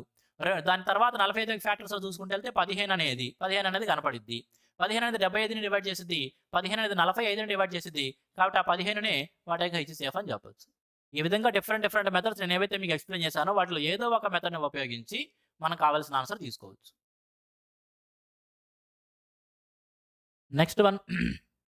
If the students of 9th class are arranged in rows of 6, 8, 12 or 16, no student is left behind, then the possible number of students in the class is. Question ఏమంటున్నారు చూడండి. The students of 9th class are arranged in rows of. 9వ తరగతిలో ఉన్న విద్యార్థులందరినీ కూడా వరుసల్లో arrange చేస్తున్నాడంట. ఎలా అంటే ఒక్కొక్క వరుసకి 6 విద్యార్థులు వచ్చే విధంగా, తర్వాత ఒక్కొక్క వరుసకి 8 మంది వచ్చే విధంగా, ఒక్కొక్క వరుసకి 12 మంది లేదా ఒక్కొక్క వరుసకి 16 మంది, ఆ విధంగా వచ్చే విధంగా స్టూడెంట్స్ అందరినీ అరేంజ్ చేసుకుంటూ వెళ్ళినప్పుడు no student is left behind. ఏ ఒక్క విద్యార్థి కూడా విడిచి వేయబడలేదంట. ఖచ్చితంగా ఆ కంప్లీట్ రోస్లోనే ఇమిడిపోయాడు. Then what is the possible number of students in the class. అటువంటిప్పుడు ఆ తరగతిలో ఉండదగిన విద్యార్థుల యొక్క సంఖ్య ఏమై ఉండొచ్చు అనేది క్వశ్చన్. సరే చూడండి, టోటల్ స్టూడెంట్స్ ఎవరైతే ఉన్నారండి, టోటల్ ఆ క్లాసులో మొత్తం స్టూడెంట్స్ ఏవో ఉన్నారు. ఆ క్లాసులో మొత్తం స్టూడెంట్స్ ఏవో ఉన్నారు. ఆ స్టూడెంట్స్లో నుంచి 6 స్టూడెంట్స్ని ఒక వరుసలో నిలబెట్టాడు. 6 ఒక వరుస, తర్వాత 6 ఒక వరుస, తర్వాత 6 ఒక వరుస, ఆ విధంగా 6 స్టూడెంట్స్తో వరుసలు చేశాడంట. అప్పుడు ఏ స్టూడెంట్ మిగిలిపోలేదు. తర్వాత 8 స్టూడెంట్స్ చొప్పున, అంటే ఒక్కొక్క వరుసకి 8 మంది వచ్చే విధంగా వరుసల్లో నిలబెట్టాడంట. అప్పుడు కూడా ఎన్నో వరుసలు ఏర్పడినాయి. ఇక్కడ నేను 3 గీతలు గీసాను కాబట్టి 3 ఆర్లు ఉన్నట్టు కాదు. ఇక్కడ 4 గీతలు గీసాను కాబట్టి 4 ఎందులు ఉన్నట్టు కాదు. జస్ట్ ఒక ఎగ్జాంపుల్కి ఈ విధంగా రోజులో నిలబెడితే అప్పుడు కూడా ఏ స్టూడెంట్ కూడా మిగలలేదు.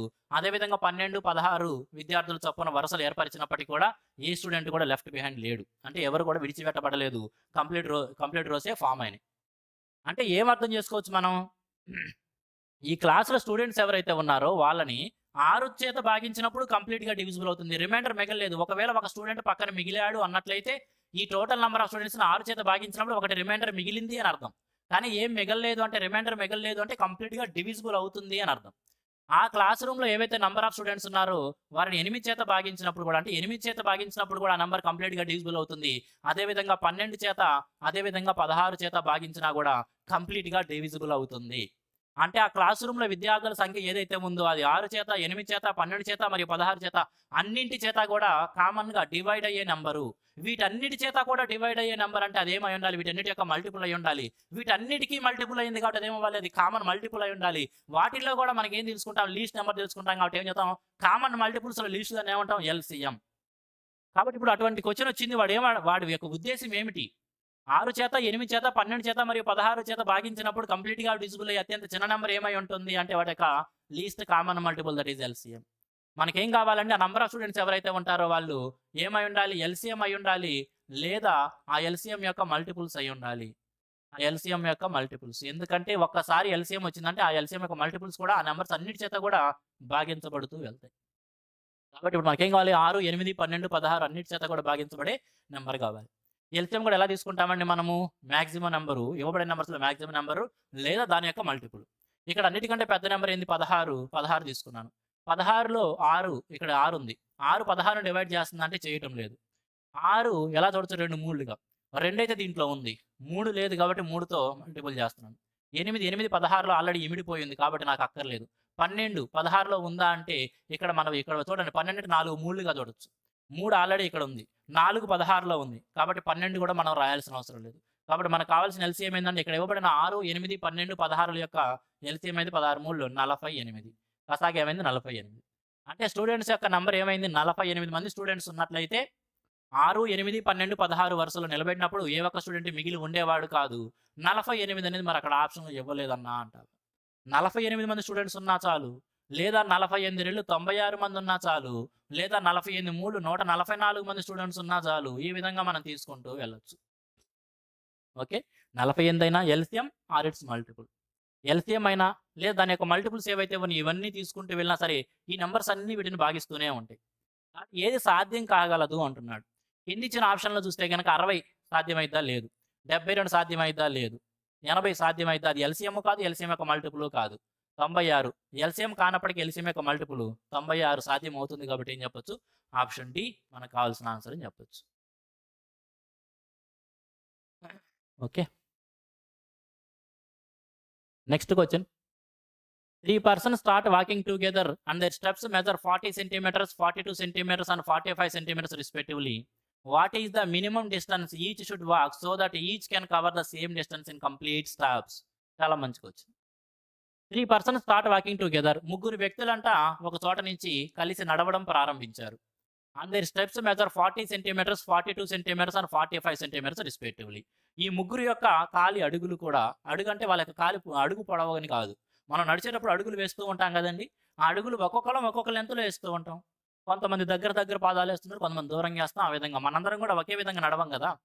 ఆ విధంగా ఈ ముగ్గురు వ్యక్తులు కూడా ఒక్కొక్కడు ఒక్కొక్క అడుగుకి 40 సెంటీమీటర్ల దూరం కవర్ చేస్తున్నాడు. మరొకడు 2 సెంటీమీటర్ల దూరం, మరొకడు 45 సెంటీమీటర్ల దూరాన్ని కవర్ చేస్తూ వెళ్తున్నారు. What is the minimum distance each should walk so that each can cover the same distance in complete steps. వీళ్ళందరూ కూడా కంప్లీట్ స్టెప్స్ అందరూ కూడా పూర్తి అడుగులే వేశారు. ఆ విధంగా అందరూ కూడా ఒకే దూరాన్ని ప్రయాణించారు. అలా వాళ్ళు ప్రయాణించగలిగిన మినిమమ్ డిస్టెన్స్, అలా వాళ్ళు ప్రయాణించగలిగిన కనిష్ట దూరం ఎంత అనేది క్వెషన్. ముందుగా దీన్ని ఎక్స్‌ప్లెయిన్ చేస్తాను చూడండి. అసలు వాడు ఏం అడుగుతున్నాడనేది మీరేం డయాగ్రామ్ గీయాల్సిన అవసరం లేదు. జస్ట్ మీకు ఎక్స్‌ప్లెయిన్ చేయడం కోసం నేను గీసి చూపిస్తున్నాను. ముగ్గురు వ్యక్తులు ఇక్కడ బయలుదేరారు తమ్ముడు.